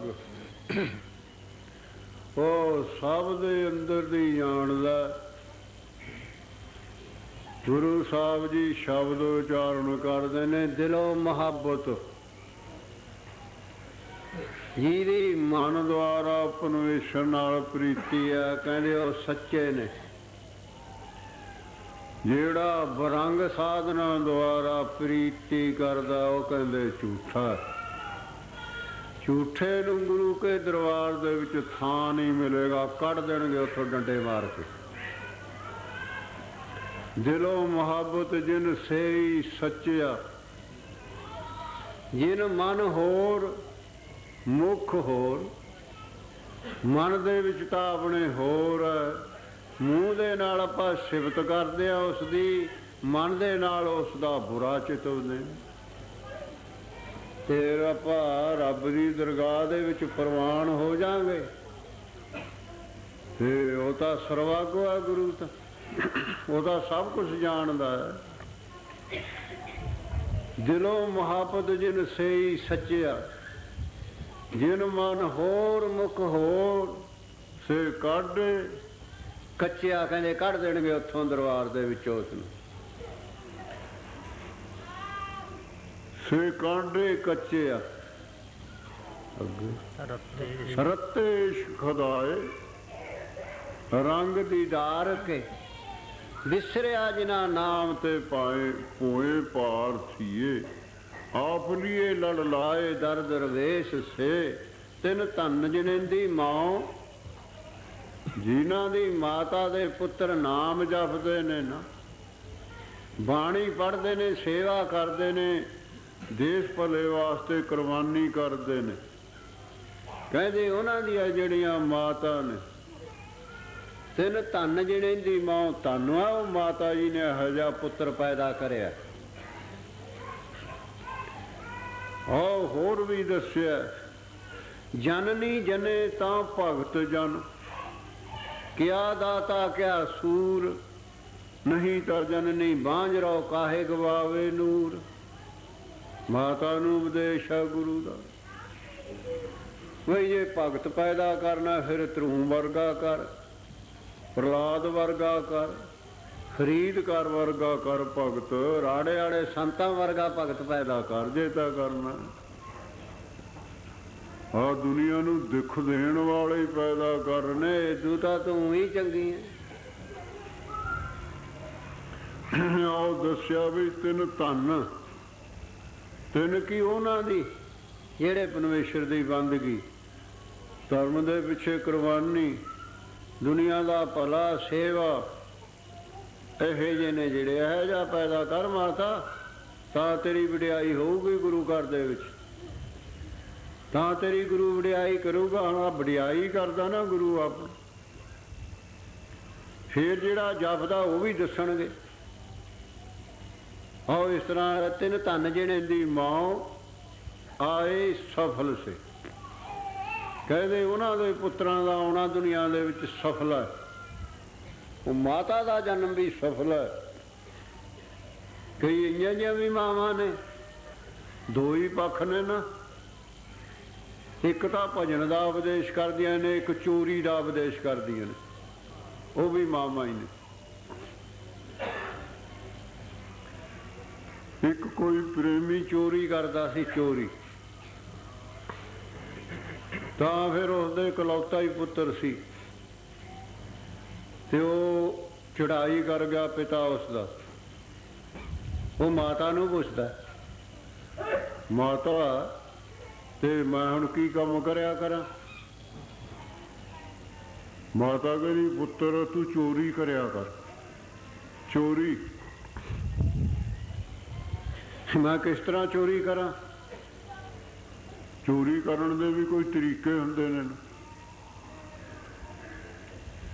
ਉਹ ਹੁਣ ਉਹ ਤਰੀਕੇ ਦੱਸਦੀ ਆ ਮਾਤਾ। ਕਹਿਣ ਲੱਗੀ, ਉਹ ਕਰੀ, ਜਿੱਥੇ ਮਰਜੀ ਫਿਰੀ ਜਾਈ, ਤੂੰ ਪੱਟਿਆਂ ਦੇ ਵਿਹੜੇ ਨਾ ਕਿਤੇ ਚਲਿਆ ਜਾਈ। ਪੱਟੇ ਕੌਣ ਨੇ? ਕਹਿੰਦੇ ਸੰਤ, ਇਹ ਪੱਟੇ ਹੋਏ ਨੇ। ਕਹਿੰਦੇ ਇਹ ਆਪ ਵੀ ਪੱਟੇ ਹੋਏ ਨੇ, ਲੋਕਾਂ ਨੂੰ ਵੀ ਪੱਟਦੇ ਨੇ। ਇਹ ਉਹਨਾਂ ਨਹੀਂ ਪਤਾ ਲੋਕਾਂ ਨੂੰ ਇਹ ਦੁਨੀਆ ਨਾਲੋਂ ਪੱਟ ਕੇ ਪਰਮੇਸ਼ਰ ਨਾਲ ਜੋੜਦੇ ਨੇ, ਇੰਨਾ ਇਹਨਾਂ ਨੂੰ ਪਤਾ ਹੀ ਨਹੀਂ ਹੈ। ਵਿਗਿਆਨੀ ਲੋਕ ਆਪਾਂ ਮਾਤਾ ਪਰਸ਼ੀ। ਕਹਿਣ ਲੱਗਾ, ਮਾਤਾ ਉਹ ਕੌਣ ਹੁੰਦੇ ਨੇ? ਕਹਿੰਦੇ ਉਹਨਾਂ ਨੂੰ ਸਾਧੂ ਕਹਿੰਦੇ ਨੇ। ਸਾਧੂ ਡੇਰੇ ਹੁੰਦੇ ਨੇ ਉਹਨਾਂ ਦੇ, ਡੇਰੇ। ਤੇ ਜੇ ਕਿਤੇ ਤੂੰ ਭੁੱਲ ਕੇ ਚਲਿਆ ਵੀ ਜਾਵੇਂ ਨਾ ਉਹਨਾਂ ਦੇ ਉੱਧਰ, ਐਸਾ ਕੋਈ ਤੈਨੂੰ ਮੌਕਾ ਮਿਲ ਵੀ ਜਾਵੇ, ਤਾਂ ਫਿਰ ਤੂੰ ਇਉਂ ਕਰੀ, ਉਹਨਾਂ ਦਾ ਸੁਣੀ ਨਾ ਕੁਛ, ਕਿ ਉਹ ਪੱਟਦੇ ਨੇ ਨਾ ਦੁਨੀਆ ਕਨੋਂ, ਪੱਟਦੇ ਨੇ, ਪੱਟਣਗੇ ਦੁਨੀਆ ਕਨਿਓ। ਜਿਹੜਾ ਦੁਨੀਆ ਕੋਲ ਨਹੀਂ ਉਹ ਪੱਟਿਆ ਗਿਆ, ਸਮਝੋ ਪਦਾਰਥਾਂ ਕਨਿਓ ਵੀ ਪੱਟਿਆ ਗਿਆ। ਫੇਰ ਮਾਤਾ ਤੂੰ ਇਉਂ ਕਰੀ, ਤੂੰ ਕੰਨਾਂ ਚੁੰਗਲੀਆਂ ਦੇ ਲਈ, ਜਦ ਉਹ ਉਹਨਾਂ ਦਾ ਡੇਰਾ ਆਊਗਾ, ਜੇ ਐਸਾ ਕਿਤੇ ਹੋ ਜਾਵੇ ਤੈਨੂੰ। ਕਹਿੰਦਾ ਸਤਵਚਨ। ਖਾਰੋ ਚੋਰੀ ਕਰਨ ਲੱਗ ਗਿਆ ਮੁੰਡਾ। ਚੋਰੀ ਕਰਦਿਆਂ ਉਹ ਚੋਰੀ ਕਰੀ, ਉਸਨੇ ਪੰਡ ਚੱਕੀ ਹੈ ਸਿਰ ਤੇ, ਸਭ ਕੁਛ ਇਕੱਠਾ ਹੀ ਹੁੰਦਾ, ਗਹਿਣੇ ਵੀ, ਲੀੜੇ ਵੀ। ਉਹ ਜ਼ਿਮੀਦਾਰਾਂ ਨੂੰ ਜਾਗ ਆ ਗਈ, ਡਾਂਗਾ ਲੈ ਕੇ ਪੈ ਗਏ ਮਗਰ ਸਲੰਗਾਂ।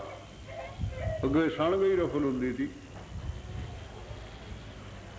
ਤਾਂ ਉਸ ਨੂੰ ਪਤਾ ਸੀ ਵੀ ਇਸ ਪਾਸੇ ਉਹਨਾਂ ਪੱਟਿਆਂ ਹੋਇਆਂ ਦਾ ਵਿਹੜਾ। ਉਹਨੇ ਕਿਹਾ, ਜੇ ਮੈਂ ਜਾਨਾ ਦੂਰ ਦੀ, ਇਹ ਮੈਨੂੰ ਮਾਰ ਦੇਣਗੇ ਕੁੱਟ ਕੇ। ਸਿੱਧਾ ਰਸਤਾ ਨੇੜੇ ਹੈ, ਮੈਂ ਇੱਧਰ ਦੀ ਲੱਗ ਜਾ ਜਾਨ ਬਚਾਉਣ ਵਾਸਤੇ। ਤਾਂ ਅੱਗੇ ਹਨੇਰੀਆਂ ਨਾਲ ਬੀਹਾਂ ਦੇ ਵਿੱਚ ਵੀ ਝਿੰਗਾ ਆ ਜਾਂਦੀਆਂ ਸਨ। ਬਹੁਤ ਹਨੇਰੀਆਂ ਆਉਂਦੀਆਂ। ਜਿਹੜੇ 70-72 ਸਾਲ ਦੇ ਬੁੜੇ, ਉਹਨਾਂ ਨੂੰ ਪਤਾ ਵੀ ਕਿਵੇਂ ਡੰਗਰਾਂ ਦੀਆਂ ਪੂਛਾਂ ਫੜ ਕੇ ਪਿੰਡ ਨੂੰ ਆਉਂਦੇ ਹੁੰਦੇ ਸੀ। ਆਓ ਇਸ ਤਰ੍ਹਾਂ ਦੇ ਨਾਲ ਹੁਣ ਉਸ ਦੇ ਸੂੜ ਲੱਗੀ ਪੈਰ ਦੇ ਵਿੱਚ ਆ ਕੇ, ਉੱਥੇ ਜਿੱਥੇ ਮਹਾਤਮਾ ਦਾ ਸਥਾਨ ਹੈ, ਕਥਾ ਹੁੰਦੀ ਹੈ, ਅੰਦਰ ਕਥਾ ਵਾਰਤਾ ਹੋ ਰਹੀ ਹੈ। ਉਹਨੇ ਕਿਹਾ ਵੀ ਮੇਰੇ ਕੰਡਾ ਲੱਗਿਆ, ਜੇ ਨਾ ਕੱਢਿਆ ਫਿਰ ਚੋਰ ਆ, ਮੈਨੂੰ ਫੜ ਲੈਣਗੇ, ਜ਼ਿਮੀਂਦਾਰ ਮਾਰ ਦੇਣਗੇ। ਮਾਤਾ ਦਾ ਹੁਕਮ ਹੈ ਵੀ ਉਹਨਾਂ ਦਾ ਕੁਝ ਸੁਣਨਾ ਨਹੀਂ ਹੈ। ਇਉਂ ਕਰਦਾ ਮੈਂ, ਇੱਕ ਉਂਗਲੀ ਕੱਢ ਲੈਣਾ ਕੰਨ ਚੋਂ, ਉਹਦੇ ਨਾਲ ਕੰਡਾ ਕੱਢ ਲੈਣਾ, ਫੇਰ ਉਂਗਲੀ ਦੇ ਲੂਗਾ। ਤੇ ਜਦ ਉਸਨੇ ਉਂਗਲੀ ਕੱਢੀ ਕੰਨ ਚੋਂ ਅੰਦਰੋਂ ਆਵਾਜ਼ ਆਈ ਵੀ ਦੇਵਤੇ ਦੀ ਛਾਂ ਨਹੀਂ ਹੁੰਦੀ ਹੈ। ਦੇਖ ਲਓ, ਜਿਹੜੀ ਸੂਖਮ ਰੂਹ ਹੈ ਨਾ, ਦੇਵਤੇ ਵੀ ਸੂਖਮ ਹੁੰਦੇ ਨੇ। ਆ ਜਿਹੜੀ ਆਪਣੇ ਅੰਦਰ ਰੂਹ ਹੈ ਨਾ, ਹੁਣ ਇਹ ਸੂਖਮ ਹੈ, ਇਹਦੀ ਛਾਂ ਨਹੀਂ ਹੈ। ਛਾਂ ਤਾਂ ਸਥੂਲ ਸਰੀਰ ਦੀ ਹੈ, ਸਥੂਲ ਪਦਾਰਥਾਂ ਦੀ ਛਾਂ ਹੈ। ਉਹ ਜਿਹੜੀ ਰੂਹ ਆ ਉਹਦੀ ਛਾਂ ਨਹੀਂ ਹੈ। ਦੇਵਤਿਆਂ ਦੀ ਛਾਂ ਨਹੀਂ। ਉਹਦੇ ਕੰਨ 'ਚ ਹੀ ਆਵਾਜ਼ ਅੰਦਰ ਚਲੀ ਗਈ, ਉਂਗਲੀ ਦੇ ਲਈ, ਆ ਗਿਆ, ਪੰਡ ਸਿੱਟ ਦਿੱਤੀ। ਖੈਰ ਫਿਰ ਪੁਲਿਸ ਨੇ ਸ਼ੁਰੂ ਕਰਿਆ ਢੂੰਡਣਾ ਚੋਰ। ਉਹਨਾਂ ਦਾ ਜ਼ੋਰ ਸੀਗਾ, ਉਹਨਾਂ ਨੇ ਕਢਾ ਲਈ ਚੋਰੀ, ਫੜ ਲਿਆ। ਚੋਰ ਪੱਕੇ ਬੜੇ ਹੁੰਦੇ ਨੇ। ਜਿਹੜਾ ਕੋਈ ਕੰਮ ਕਰਦਾ ਹੁੰਦਾ ਉਹ ਢੀਠ ਹੋ ਕੇ ਹੀ ਕਰਦਾ ਹੁੰਦਾ ਕੰਮ, ਫਿਰ ਢੀਠ ਹੋ ਜਾਂਦਾ ਉਹ। ਕਿਵੇਂ ਪੁਲਿਸ ਕੁੱਟੀ ਜਾਵੇ, ਕਿਵੇਂ ਘੜੀਸੀ ਫਿਰੇ, ਬਸ ਵੇ ਰੋਹੇ ਜਿਹਦਾ ਉਹ ਹੈ ਜਾ, ਉਹ ਇਸ ਤਰ੍ਹਾਂ ਹੁੰਦਾ। ਤਾਂ ਫਿਰ ਫੜ ਲਿਆ, ਉਹ ਹਵਾਲਾਤ ਦੇ ਵਿੱਚ ਬੰਦ ਕਰ ਦਿੱਤਾ। ਉਸ ਨੂੰ ਮਨਾਉਣਾ ਸ਼ੁਰੂ ਕਰਿਆ, ਜਿਵੇਂ ਰਿਮਾਂਡ ਲੈਂਦੇ ਨੇ ਹੁਣ ਵੀ। ਉਹ ਰਿਮਾਂਡ ਕਾਹਤੇ ਲੈਂਦੇ ਨੇ? ਉਹ ਦਿਨ ਲੈਂਦੇ ਨੇ ਵੀ ਇਹਨੂੰ ਕੁੱਟ ਕੇ ਹੋਰ ਮਨਾਈਏ, ਹੋਰ ਕੁਛ ਇਹ ਮੰਨੇਗਾ। ਉਹ ਚੋਰੀ ਨਹੀਂ ਮੰਨਦਾ। ਕਈ ਤਾਂ ਇਹੋ ਜਿਹੇ ਚੋਰ ਨੇ ਨਾ ਪੱਕੇ, ਉਹ ਚੋਰੀ ਨਹੀਂ ਮੰਨਦੇ, ਚਾਹੇ ਮਾਰ ਦੋ ਉਹਨਾਂ ਨੂੰ। ਕਹਿੰਦੇ ਇਵੇਂ ਗੁਰੂ ਦਾ ਸਿੱਖ ਪੱਕਾ। ਗੁਰੂ ਦਾ ਸਿੱਖ ਕਦੇ ਆਪਣਾ ਧਰਮ ਨਹੀਂ ਛੱਡੇਗਾ, ਸਰੀਰ ਦੇ ਦੇਵੇਗਾ ਬਸ। ਇਸੇ ਤਰ੍ਹਾਂ ਚੋਰ ਵੀ ਪੱਕੇ ਹੁੰਦੇ। ਤਾਂ ਫਿਰ ਉਸ ਨੂੰ ਕੁਟਾਈ ਸ਼ੁਰੂ ਹੋ ਗਈ, ਕੁੱਟੀ ਗਏ, ਨਹੀਂ ਮੰਨਿਆ। ਪੁਲਿਸ ਕੁੱਟ ਕੇ ਹੰਭ ਗਈ, ਕਹਿੰਦੇ ਇਹ ਨਹੀਂ ਚੋਰ। ਫਿਰ ਇਹਨਾਂ ਲੋਕਾਂ ਕੋਲ ਰੱਖੀਆਂ ਨੇ ਫਫਾ ਕੁੱਟਣੀਆਂ ਜੀਆਂ, ਫਫਾ ਕੁੱਟਣੀਆਂ, ਜਿਨ੍ਹਾਂ ਨੂੰ ਗੱਲਾਂ ਬਹੁਤੀਆਂ ਆਉਂਦੀਆਂ ਨੇ। ਉਹ ਰਾਜੇ ਨੇ ਸੱਦੀ ਫਫਾ ਕੁੱਟਣੀ। ਕਹਿੰਦੇ ਕਿ ਇਹ ਚੋਰ ਨਹੀਂ ਮੰਨਦਾ। ਕਹਿੰਦੀ ਮੈਂ ਮਨਾ ਦਿਆਂਗੀ। ਹੁਣ ਉਹਨੇ ਕੀ ਵੇਸ਼ ਬਣਾਇਆ? ਹਰ ਇੱਕ ਇਨਸਾਨ ਕਿਸੇ ਨਾ ਕਿਸੇ ਦੇਵਤੇ ਨੂੰ ਮੰਨਦਾ। ਚੋਰ ਵੀ ਮੰਨਦੇ ਨੇ ਦੇਵਤਿਆਂ ਨੂੰ, ਹੋਰ ਵੀ ਮੰਨਦੇ ਨੇ। ਉਹ ਵੀ ਮਨਾਉਟ ਕਰਕੇ ਜਾਂਦੇ ਨੇ ਵੀ ਇਹ ਦੇਵਤਾ ਜੇ ਅਸੀਂ ਸੁੱਕੇ ਨਿਕਲੇ ਆਈਏ ਪਹਾੜ ਚੋਂ, ਫਿਰ ਇਤਨੀ ਵਸਤੂ ਤੇਰੇ ਅੱਗੇ ਭੇਟ ਕਰ ਦਿਆਂਗੇ। ਹੁਣ ਉਹ ਦੇਵਤੇ ਦਾ ਪਾਸ਼ਕ ਸੀਗਾ ਜਿਹੜਾ ਉਹ ਚੋਰ ਸੀ, ਉਹ ਚਲੀ ਗਈ। ਕੀ ਵੇਸ਼ ਬਣਾਇਆ ਉਹਨੇ? 4 ਬਾਹਾਂ ਲਾ ਲਈ, 2 ਤਾਂ ਹੁੰਦੀਆਂ ਨੇ, 2 ਲੱਕੜੀ ਦੀਆਂ ਲਾ ਲਈ। ਇੱਕ ਨਾਲੇ ਜਿੱਥੇ ਹੁੰਦਾ ਜੇਲ੍ਹ ਖਾਨਾ, ਉੱਥੇ ਹਰ ਇੱਕ ਜਾ ਨਹੀਂ ਸਕਦਾ, ਬਹੁਤ ਪਹਿਰੇ ਲੱਗੇ ਹੁੰਦੇ ਨੇ ਆਲੇ ਦੁਆਲੇ। ਹਾਂ, ਸਿਪਾਹੀ ਆਦਿਕ ਜੋ ਥਾਣੇਦਾਰ ਪੁਲਿਸ ਤਾਂ ਜਾ ਸਕਦੀ ਹੈ, ਆਮ ਆਦਮੀ ਜਾਂ ਬੁੜੀ ਨਹੀਂ ਜਾ ਸਕਦੀ ਉੱਥੇ। ਉਹ ਬੈਠਾ ਹੁਣ, ਉਹ ਬੁੜੀ ਚਲੀ ਗਈ ਅੰਦਰ। ਉਹਨੇ ਦੇਖਿਆ ਵੀ ਇਹ ਤਾਂ ਇਹ 4 ਬਾਹਾਂ ਨੇ।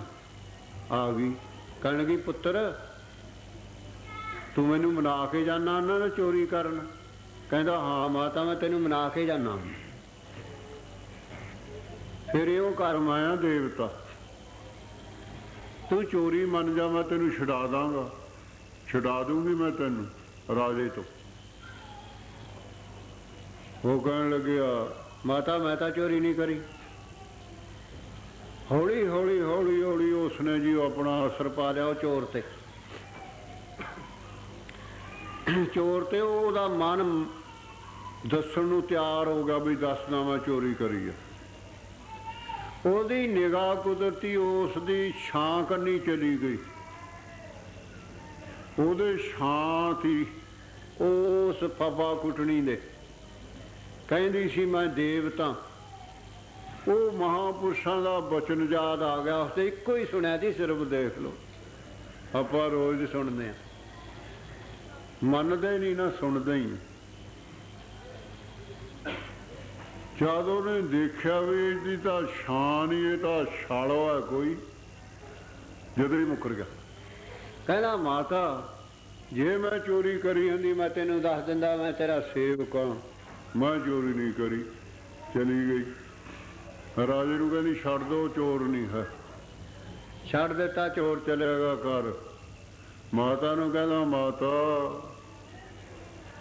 ਤੂੰ ਮੈਨੂੰ ਉਪਦੇਸ਼ ਕਰਦੀ ਸੀ ਨਾ ਵੀ ਚੋਰੀ ਕਰਿਆ ਕਰ, ਉਹ ਪੱਟਿਆਂ ਦੇ ਵਿਹੜੇ ਨਾ ਜਾਈ ਕਿਤੇ, ਮੈਂ ਤੈਨੂੰ ਤਾਂ ਧੋਖੇ 'ਚ ਪਾ ਛੱਡਿਆ।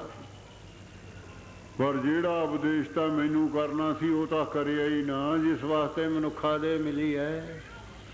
ਲੈ ਮਾਤਾ ਸੁਣ ਲਾ, ਜਿਨ੍ਹਾਂ ਨੂੰ ਤੂੰ ਪੱਟੇ ਹੋਏ ਦੱਸਦੀ ਹੈ ਨਾ, ਜਦ ਮੈਂ ਸਮਾਨ ਲਈ ਆਉਂਦਾ ਸਾਂ, ਕੰਡਾ ਲੱਗਣ ਸੇ ਮੈਂ ਕੰਨ 'ਚੋਂ ਉਂਗਲੀ ਕੱਢ ਲਈ, ਅੰਦਰੋਂ ਆਵਾਜ਼ ਆਈ ਵੀ ਦੇਵਤੇ ਦੀ ਸ਼ਾਨ ਹੀ ਹੁੰਦੀ ਹੈ।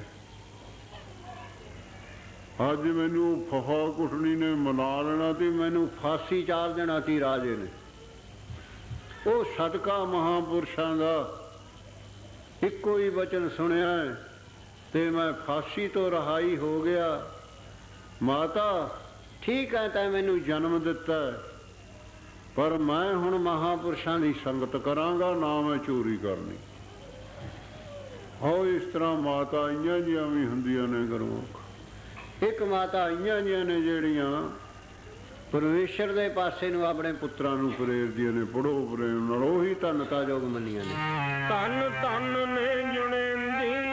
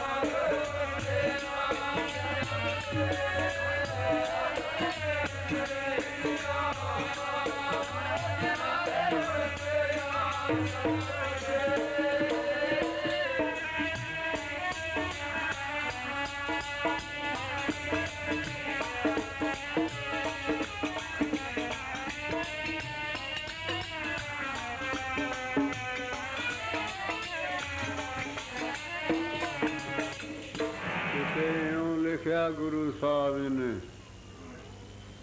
ਧਨ ਜਨਨੀ ਜਿਨ ਜਾਇਆ, ਧਨ ਪਿਤਾ ਪ੍ਰਦਾਨ।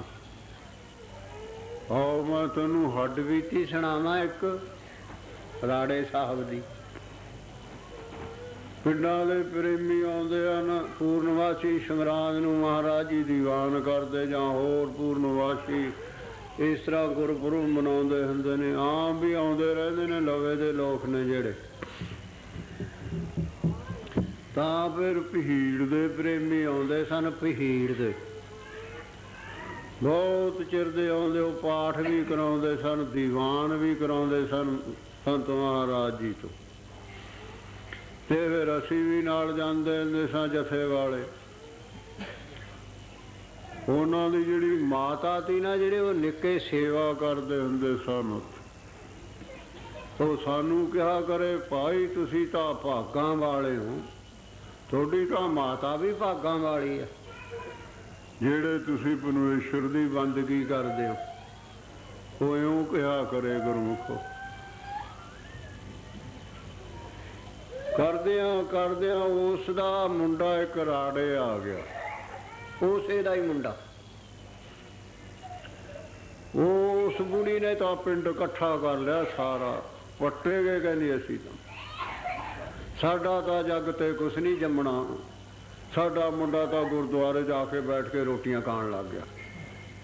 ਮੈਂ ਕਿਹਾ ਮਾਤਾ ਤੂੰ ਸਾਨੂੰ ਕਹਿੰਦੀ ਨਹੀਂ ਹੈ, ਤੁਸੀਂ ਧੰਨ ਹੋ, ਤੁਹਾਡੀ ਮਾਤਾ ਵੀ ਧੰਨ ਹੈ। ਹੁਣ ਤੇਰਾ ਮੁੰਡਾ ਧੰਨ ਤਾਂ ਧੰਨ ਬਣਦਾ, ਤੂੰ ਬਣਾ ਲਾ।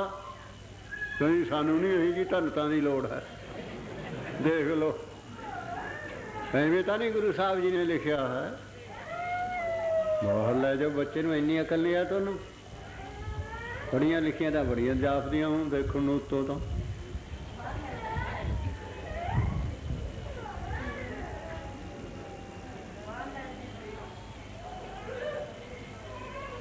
ਇਸ ਤਰ੍ਹਾਂ ਦੱਸਿਆ।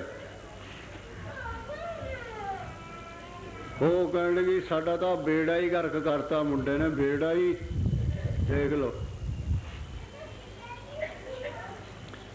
ਤੇ ਫਿਰ ਦੱਸਿਆ ਨਾ ਉਹਨਾਂ ਨੂੰ, ਇਹ ਧੰਨਤਾ ਜੋ ਦੱਸਿਆ ਨਾ, ਜਿਹੜੇ ਆਪਣੇ ਨਿੱਕੇ ਨੂੰ ਚੰਗੇ ਪਾਸੇ ਪ੍ਰੇਰਦੀਆਂ। ਉਹ ਮੈਨਾਵੰਤੀ, ਹਾਲਾਂਕਿ ਗੋਪੀ ਚੰਦ ਚੱਕਰਵਰਤੀ ਰਾਜਾ ਸੀ, ਉਹ ਗ੍ਰੰਥ ਪੜ੍ਹਦੀ ਸੀ ਪਿਛਲੇ ਵੀ ਇਸ ਤਰ੍ਹਾਂ ਨਾਲ ਮਨੁੱਖਾ ਦੇ ਵੀ ਲਈ ਹੈ। ਜਿੰਨਾ ਚਿਰ ਪਰਮੇਸ਼ਰ ਨੂੰ ਨਹੀਂ ਮਿਲਦਾ ਤਾਂ ਫਿਰ ਇਹ ਜੰਮਦਾ ਮਰਦਾ ਰਹਿੰਦਾ, ਪਿਤਰ ਜੂਨੀਆਂ ਦੇ ਵਿੱਚ ਭੜਕਦਾ ਫਿਰਦਾ। ਗੋਪੀ ਚੰਦ ਰਾਜਾ ਰਾਤ ਨੂੰ ਮਹਿਲਾਂ ਦੇ ਵਿੱਚ ਆਇਆ, ਮਾਤਾ ਨੇ ਥਾਲ ਅੱਗੇ ਰੱਖਿਆ, ਛਕਿਆ, ਹੱਥ ਧੋ ਲਏ। ਮੈਨਾਵੰਤੀ ਕਹਿੰਦੀ ਪੁੱਤਰ ਮੈਂ ਤੈਨੂੰ ਇੱਕ ਗੱਲ ਕਹਿਣਾ ਚਾਹੁੰਦੀ, ਕਹੋ ਕੋ ਭਲੇ ਦੀ ਕਹੋਗੇ, ਤੂੰ ਮੇਰੀ ਸ਼ੁਭ ਚਿੰਤਕ ਮਾਤਾ ਹੀ ਹੁੰਦੀ ਆ ਬੱਚੇ। ਇਹ ਆ ਗੁਰੂ ਹੈ, ਸਿੱਖ ਦਾ ਸ਼ੁਭ ਚਿੰਤਕ ਗੁਰਮੁਖ, ਹੋਰ ਨਹੀਂ ਕੋਈ ਹੈ। ਬਸ ਜਿਵੇਂ ਜਾਂ ਅਨੰਦਪੁਰ ਸਾਹਿਬ ਤੇ ਖੰਡਾ ਖੜਕਦਾ ਸੀ ਤੇ ਘੇਰਾ ਪੈ ਗਿਆ ਅਨੰਦਪੁਰ ਸਾਹਿਬ ਨੂੰ, ਰਾਸ਼ਨ ਜਾਣਾ ਬੰਦ ਹੋ ਗਿਆ, ਸਿੱਖ ਵਿਚਾਰੇ ਭੁੱਖੇ ਮਰਨੇ ਸ਼ੁਰੂ ਹੋ ਗਏ, ਜਾਨਵਰ ਵੀ ਭੁੱਖੇ ਮਰਨੇ ਸ਼ੁਰੂ ਹੋ ਗਏ। ਔਰ ਜਿਹੜਾ ਪੂਜਾ ਦਾ ਧਾਨ ਹੁੰਦਾ, ਹੁਣ ਆਪਣਾ ਗੁਰੂ ਕੌਣ ਹੈ? ਬਾਣੀ। ਜਦ ਸਰਗੁਣ ਸਤਿਗੁਰੂ ਹੁੰਦਾ, ਜਿਹੜੀ ਉਸ ਦੇ ਚਰਨਾਂ ਦੇ ਆ ਕੇ ਮਾਇਆ ਚੜ੍ਹਦੀ ਆ, ਉਹਨੂੰ ਪੂਜਾ ਕਹਿੰਦੇ ਨੇ। ਹੁਣ ਆ ਜਿਹੜੀ ਮਾਇਆ ਚੜ੍ਹੀ ਹੋਈ ਨਾ ਗੁਰੂ ਦੀ ਹਜ਼ੂਰੀ 'ਚ, ਇਸ ਨੂੰ ਪੂਜਾ ਕਹਿੰਦੇ ਨੇ। ਇਹ ਸਫਲੀ ਕਿੱਥੇ ਹੁੰਦੀ ਹੈ?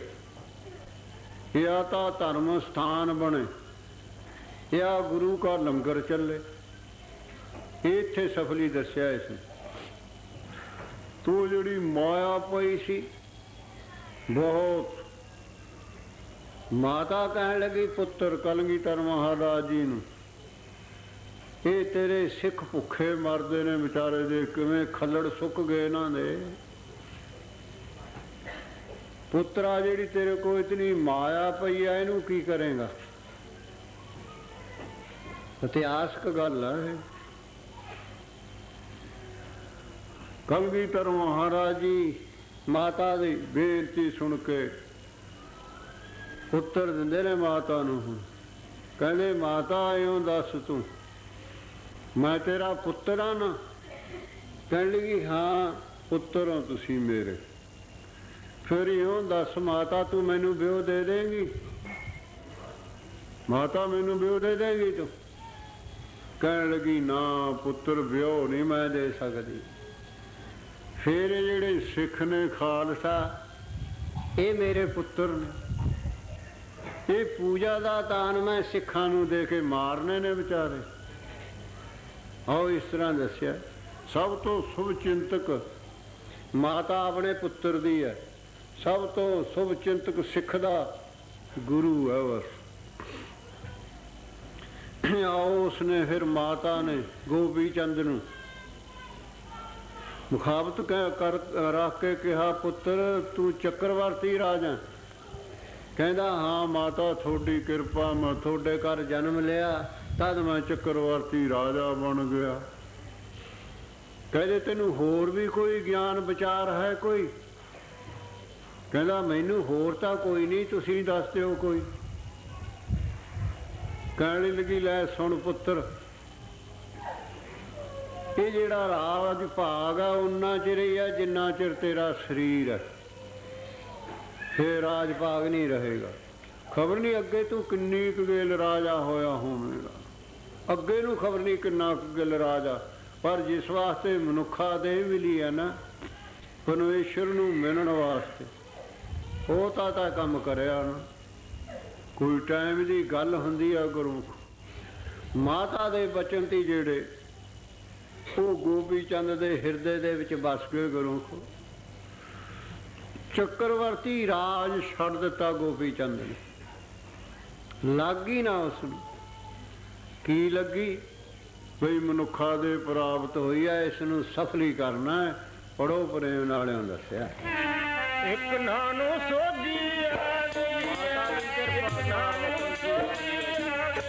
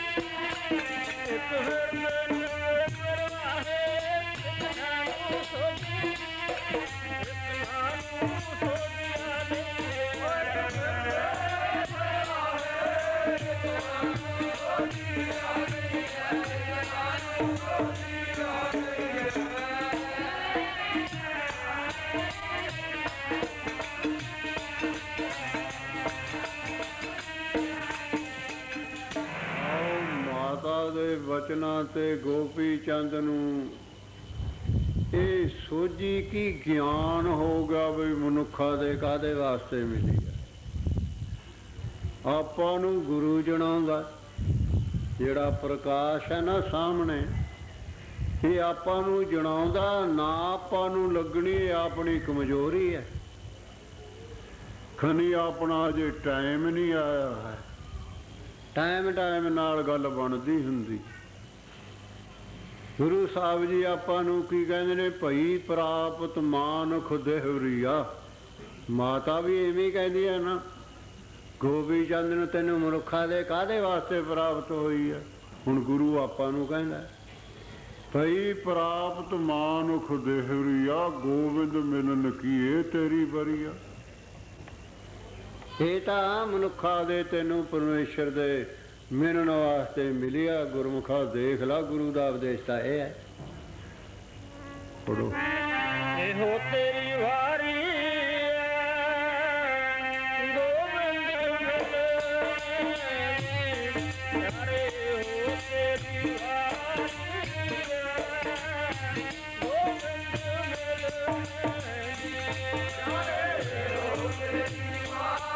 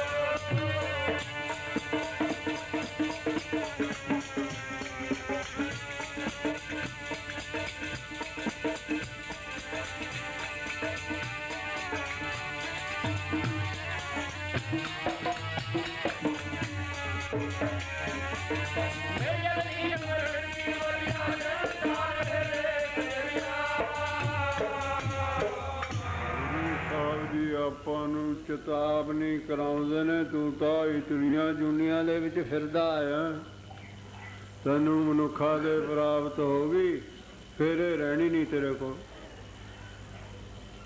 ਤੇਰਾ ਫਰਜ਼ ਹੈ ਤੂੰ ਪਰਮੇਸ਼ਰ ਨੂੰ ਮਿਲ, ਮਾਤਾ ਕਹਿਣ ਲੱਗੀ ਗੋਪੀ ਚੰਦ ਪਰਮੇਸ਼ਰ ਨੂੰ ਮਿਲਣ ਦਾ ਪਾ ਕਰ ਰਾਜ ਭਾਗ ਤਾਂ ਬਹੁਤ ਦੁਨੀਆ ਕਰ ਕਰ ਚਲੀ ਗਈ, ਤੈਂ ਵੀ ਚਲਿਆ ਹੀ ਜਾਣਾ। ਉਹਨਾਂ ਚਿਰ ਰਾਜ ਭਾਗ ਜਿੰਨਾ ਚਿਰ ਸਰੀਰ 'ਚ ਪ੍ਰਾਣ ਚੱਲਦੇ ਨੇ, ਫਿਰ ਉੱਥੇ ਹੀ ਰਾਜ ਰਹਿ ਜਾਣਾ, ਉੱਥੇ ਹੀ ਹਕੂਮਤਾਂ ਰਹਿ ਜਾਣੀਆਂ। ਪਰ ਉਹ ਜਿਹੜਾ ਵਿੱਚ ਆ ਉਹ ਫਿਰ ਭੜਕਦਾ ਫਿਰੂਗਾ ਵਾਸਨਾ ਦੇ ਅਨੁਸਾਰ।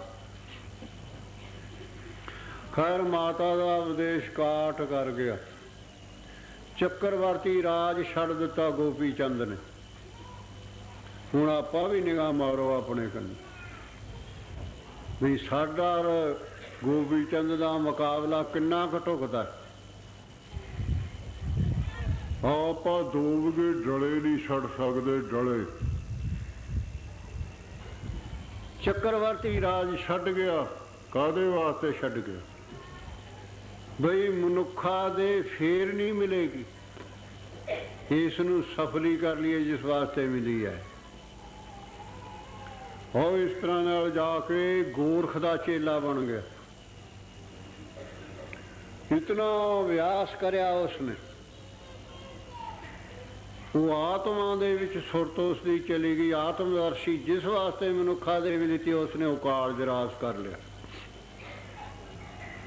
ਜੰਮਣ ਮਰਨ ਸੇ ਰਹਿਤ ਹੋ ਗਿਆ। ਜਮ ਦਾ ਦਵੰਦ ਪਦ ਜਿਹੜਾ ਨਿਰਾਕਾਰ ਦਵੰਦ ਤੇ ਅੱਗੇ ਹੈ, ਜਿਹੜਾ ਇਹਦਾ ਸਾਖੀ ਹੈ, ਉਹ ਜੰਮਦਾ ਮਰਦਾ ਨਹੀਂ ਹੈ। ਆਓ ਜਦ ਗੁਰੂ ਨਾਨਕ ਦੇਵ ਮਹਾਰਾਜ ਜੀ ਸੁਮੇਰ ਪਰਬਤ ਤੇ ਸਿੱਧਾਂ ਕੋ ਪਹੁੰਚੇ ਨੇ, ਇਹ ਦੋ ਰਾਜੇ ਸਨ, ਇੱਕ ਭਰਥਰੀ, ਉਹ ਵੀ ਚੱਕਰਵਰਤੀ ਰਾਜਾ ਸੀ ਜੈਨ ਦਾ ਹੀ। ਉਹ ਪਦਾਰਥਾਂ ਸੁੱਖ ਭਾਲਦਾ ਤੇ ਉੱਥੋਂ ਲੱਭਿਆ ਹੀ ਨਾ, ਛੱਡ ਗਿਆ। ਗੁਰੂ ਨਾਨਕ ਦੇਵ ਮਹਾਰਾਜ ਜੀ ਸਰਵਾਗੋ ਜਾਣਦੇ ਸੀ ਅਵਸਥਾ ਨੂੰ। ਹੋਰ ਵੀ ਬਹੁਤ ਸਿੱਧ ਸੀ, 84 ਦੀ ਕਿਹੜਾ ਤੋੜੇ ਸੀ। ਗੁਰੂ ਨਾਨਕ ਦੇਵ ਮਹਾਰਾਜ ਕਹਿੰਦੇ ਗੋਪੀ ਚੰਦਾ ਵੀ ਆ ਪਰਥਰੀ ਤੁਸੀਂ ਧੰਨੋ, ਤੁਸੀਂ ਧੰਨੋ, ਤੁਸੀਂ ਰਾਜ ਭਾਗ ਛੱਡ ਕੇ ਜਿਸ ਵਾਸਤੇ ਮਨੁੱਖਾਂ ਦੇ ਪ੍ਰਾਪਤ ਹੋਈ ਹੈ ਨਾ, ਉਹ ਕਾਰਜ ਤੁਸੀਂ ਰਾਸ ਕਰ ਲਿਆ, ਤੁਸੀਂ ਧੰਨਤਾ ਯੋਗ ਹੋ। ਤਾਂ ਹੀ ਦੱਸਿਆ ਨਾ, ਤਿੰਨ ਧੰਨ ਜਿਣੇ ਦੀ ਮਾਂ ਆਏ ਸਫਲ ਸੇ। ਉਹਨਾਂ ਮਾਤਾ ਨੂੰ ਵੀ ਧੰਨਤਾ ਯੋਗ ਦੱਸਿਆ। ਪੜੋ ਪ੍ਰੇਮ ਦੇ ਨਾਲ। ਧੰਨ ਧੰਨ ਨੇ ਜਣਿੰਦੀਆਂ ਜਿਨ੍ਹਾਂ ਦੇ ਬੱਚੇ ਨਾਲ ਜਾਤੂ। ਧੰਨ ਧੰਨ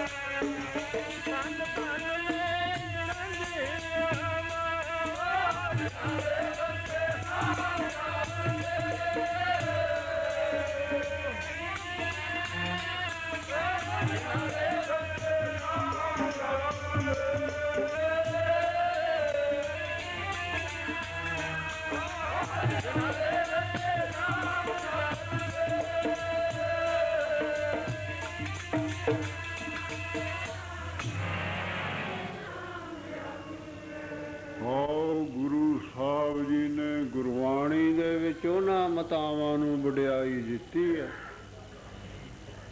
2.5 ਮਾਵਾਂ ਹੋਈਆਂ ਨੇ ਸਾਰੀਆਂ। ਆਓ ਅਬ ਟਾਈਮ ਹੋ ਗਿਆ, ਹੁਣ ਕੱਲ੍ਹ ਨੂੰ ਸ਼ੁਰੂ ਕਰਾਂਗੇ ਅਗਲੀਆਂ ਮਾਵਾਂ ਬਾਰੇ।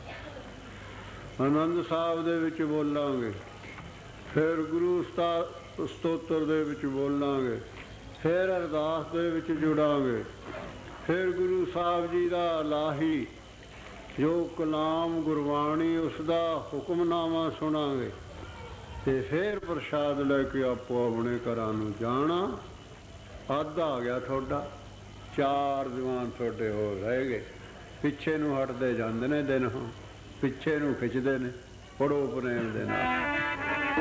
ਰਾਮ ਕਲੀ ਮਹੱਲਾ ਤੀਜਾ। ਆਨੰਦ ਇੱਕ ਓੰਕਾਰ ਸਤਿਗੁਰ ਪ੍ਰਸਾਦ।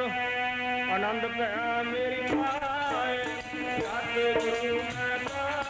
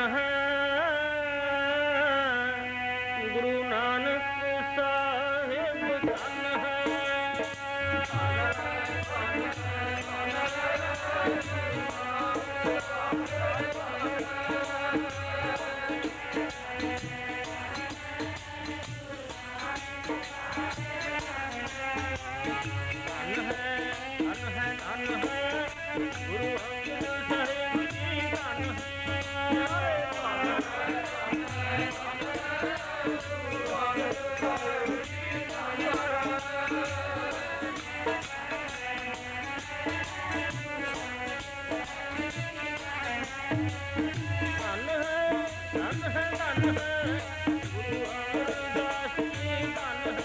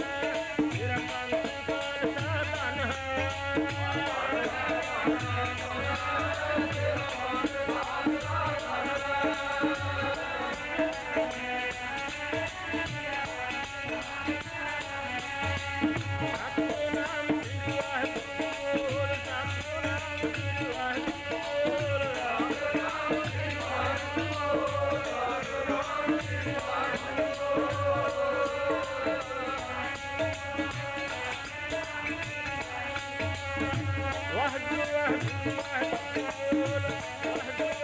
ਵਾਹਿਗੁਰੂ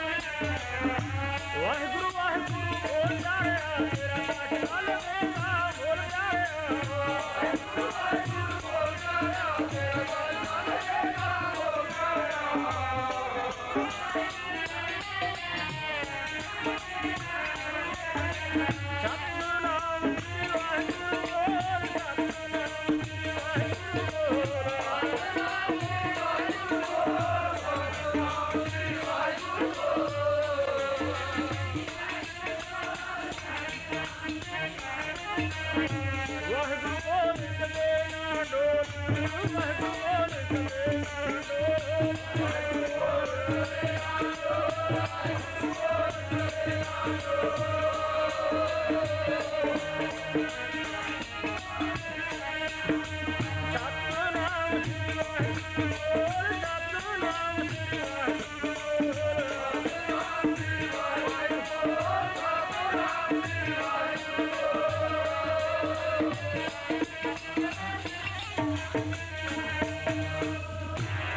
ਠਾਕੁਰ ਤੁਮ ਬਹਿਰਦਾਸ ਜੀਓ ਪਿੰਡ ਸਭ ਤੇਰੀ ਆਸ ਤੂੰ ਮਾਤ ਪਿਤਾ ਮਾਲਕ ਦੇ ਤੁਮਰੀ ਕੇ ਪਾਵੈ ਸੁਖ ਦੇ ਕੋਈ ਨ ਜਾਣੇ ਤੁਮਰਾ ਅੰਤ ਉੱਚੇ ਤੇ ਉੱਚਾ ਭਗਵੰਤ ਸਗਲ ਸਮਗਰੀ ਤੋਰੇ ਸੂਤਰ ਤਾਰੀ ਹੁੰਦੇ ਹੋਏ ਜੋ ਭਾਗਿਆਕਾਰੀ ਉਮਰੀ ਗਾਤ ਨਿਤ ਸੋਹਣੀ ਜਾਣੀ ਨਾਨਕ ਦਾਸ ਸਦਾ ਕੁਰਬਾਨੀ ਤੁਧ ਆਗੇ ਅਰਦਾਸ ਹਮਾਰੀ ਜੀਓ ਪਿੰਡ ਸਭ ਤੇਰਾ ਪਿਆਰਿਆ ਕੋ ਨਾਨਕ ਸਭ ਤੇਰੀ ਵਡਿਆਈ ਕੋਈ ਨਾਮ ਨ ਜਾਣੇ ਮੇਰਾ ਵਾਹਿਗੁਰੂ। ਇੱਕ ਓੰਕਾਰ ਵਾਹਿਗੁਰੂ ਜੀ ਕੀ ਫਤਿਹ। ਸ੍ਰੀ ਭਗਵਤੀ ਜੀ ਸਹਾਇ। ਵਾਹਿ ਸ੍ਰੀ ਭਗਵਤੀ ਜੀ ਕੀ ਪਾਤਸ਼ਾਹੀ ਦਸਵੀਂ। ਪ੍ਰਥਮ ਭਗਵਤੀ ਸਿਮਰ ਕੈ ਗੁਰੂ ਨਾਨਕ ਲਈ ਧਿਆਇ। ਪ੍ਰੰਗਤ ਗੁਰਤੇ ਅਮਰਦਾਸ ਰਾਮਦਾਸਾਂ ਹੋਇ ਸਹਾਇ। ਅਰਜਨ ਹਰਿ ਗੋਬਿੰਦ ਨੂੰ ਸਿਮਰੋ ਸ੍ਰੀ ਹਰਿ ਰਾਇ। ਸ੍ਰੀ ਹਰਿ ਕ੍ਰਿਸ਼ਨ ਧਿਆਈਐ ਜਿਸ ਡਿਠਾ ਸਭ ਦੁਖ ਜਾਇ। ਤੇਗ ਬਹਾਦਰ ਸਿਮਰਿਆ ਕਰ ਨਾਮ ਨਿਜਿਆਲਾ ਧਾਇ। ਸਭ ਥਾਈ ਮੋਹਿ ਸਹਾਇ। ਦਸਵੇਂ ਪਾਤਸ਼ਾਹ ਗੁਰੂ ਗੋਬਿੰਦ ਸਿੰਘ ਜੀ ਉਹ ਸਭ ਥਾਈ ਹੋਣਾ ਜੀ ਸਹਾਇ। ਦਸਾਂ ਦੀ ਪਾਤਸ਼ਾਹੀਆਂ ਜੀ ਦੇ ਆਤਮ ਸਰੂਪ ਗੁਰੂ ਗ੍ਰੰਥ ਸਾਹਿਬ ਜੀ ਕੇ ਪਵਿੱਤਰ ਪਾਠ ਪ੍ਰਤੱਖ ਦਰਸ਼ਨ ਦੀ ਰਾਤ ਜੀ ਕਾ ਧਿਆਨ ਕਰਕੇ ਸਤਿ ਸ੍ਰੀ ਅਕਾਲ ਪੁਰਖ ਜੀ ਕਾ ਖਾਲਸਾ ਜੀ ਸਾਹਿਬ ਸਤ ਸੰਗਤ ਜੀ ਬੋਲੋ ਜੀ ਗੁਰੂ ਜੀ ਮਹਾਰਾਜ ਦੇ ਪੰਜ ਪਿਆਰੇ ਚਾਰ ਸਾਹਿਬਜ਼ਾਦੇ 40 ਮੁਕਤੇ ਪੰਜਾਂ ਤਖਤਾਂ ਸਰਬੱਤ ਗੁਰਦੁਆਰਿਆਂ ਸਰਬੱਤ ਗੁਰ ਨਿਸ਼ਾਨਾ ਗੁਰ ਧਾਮਾਂ ਜਿਨ੍ਹਾਂ ਗੁਰਮੁਖਾਂ ਪਿਆਰਿਆਂ ਨਾਮ ਜਪਿਆ ਵੰਡ ਕੇ ਛਕਿਆ ਦੀ ਚਲਾਈ ਤੇ ਗਵਾਹੀ ਦੇਸ਼ ਕੌਮ ਪੰਥ ਧਾਰਮਿਕ ਕੁਰਬਾਨੀਆਂ ਕੀਤੀਆਂ ਮਾਈਆਂ ਬੀਬੀਆਂ ਦੇ ਜਿਗਰਾਂ ਦੇ ਕੱਟ ਸਹਾਰੇ ਅਸਰ ਅਤੇ ਅਕੈ ਕੱਟ ਸਹਾਰਦੇ ਹੋਏ ਅੰਬੀ ਦੇ ਭਾਣੇ ਨੂੰ ਇਕੱਠਾ ਕਰਕੇ ਮੰਨਿਆ ਸਿੱਖੀ ਸਿਰ ਕੇਸਾਂ ਸਤਾਸਾਂ ਸੰਗਵਾਇਆ ਤਨਾ ਸਮੂਹ ਸ਼ਹੀਦਾਂ ਸਿੰਘਾਂ ਸਿੰਘਣੀਆਂ ਭੁਜੰਗੀਆਂ ਭੁਜੰਗਣਾ ਗੁਰਮੁਖਾਂ ਮਹਾਂਪੁਰਖਾਂ ਸੰਤਾਂ ਭਗਤਾਂ ਸਤਿਆਰਿਆਂ ਪਿਆਰਿਆਂ ਨੇਮੀਆਂ ਪ੍ਰੇਮੀਆਂ ਹੱਟੀਆਂ ਤਪੀਆਂ ਜਪੀਆਂ ਸਿਰ ਜਵਾਨਾਂ ਦੀ ਕਮਾਈ ਦਾ ਧਿਆਨ ਕਰਕੇ ਖਾਲਸਾ ਜੀ ਸਾਹਿਬ ਸਤ ਸੰਗਤ ਜੀ ਬੋਲੋ ਜੀ ਮੈਂ ਸਰਬੱਤ ਖਾਲਸਾ ਜੀ ਕੀ ਅਰਦਾਸ ਹੈ। ਸਰਬੱਤ ਖਾਲਸਾ ਜੀ ਕੋ ਆਪ ਦਾ ਪਾਵਨ ਨਾਮ ਵਾਹਿਗੁਰੂ ਜੀ ਅਤੇ ਆਵੇ ਨਾਮ ਸਿਮਰ ਸਦਕਾ ਸਰਬ ਸੁਖ ਹੋਵੇ। जहाँ जहाँ खालसा जी साहब तहाँ तहाँ रचा रहा देख देख फतह पंथ की जिंदगी का श्री साहब सहाय होम गुरु खालसा जी के बोलबाले खालसा जी साहब सत संगत जी बोलो जी। पावन कृपाल धान परम पिता परमात्मा गुरु ग्रंथ साहब जीरो आप जी पाऊँ मजदूर चरण कमला ने जो बस गुरु खालसा सत संगत बोलो गोले कर जोड़ कर हास है आप जो तब करो पाए कोई चरण कमला से सिर कदर कर देते लिए संत बाबा कर्म सिंह जी को तीन राम के करो करो संत बाबा श्री मानिक सोहट ईश्वर सिंह जी राय वाले की संस्था के संस्थापक संचालक सिंह साहब जत्थेदार साहब दाता पिता जी महेंद्र सिंह जी होना देश मुहार तो गुरबाणी के पाठ विचार सरल कीतियां तिना के पुत्र सरकार सत्संग के हारियां है सरियां खुदा दाता जी नाम बाणी का सहारा लेंदे होए अदा करके मुक्त गाउंदे हमें सजा समय के जोड़ गए शब्द के द्वारा अपनी कौम की के संपन्न हुए वो स्तोत्र जी कीर्तन हुए अनंता जी कीर्तन हुए वाणी पढ़ते हैं ध्यान सुनना होनिया होनिया आयान बच्चे जान के मुआफ कर लेना पड़ी कोई वाणी पोत के सत्संग के प्रमाण करनी समुची सत्संग की शो मनोकामना शो मनोकामना की पूर्ति गुरमत अनुसार होती करनी ज्ञान समाज के समुची सत्संग वालों हाजिर हुए आई माया बुद्धि को संदर्भ प्रमाण करनी, जिस चीज से जमाया इस चीज से दूर करने, कालखंड को दूर करने, शिव कांडे कार्य रास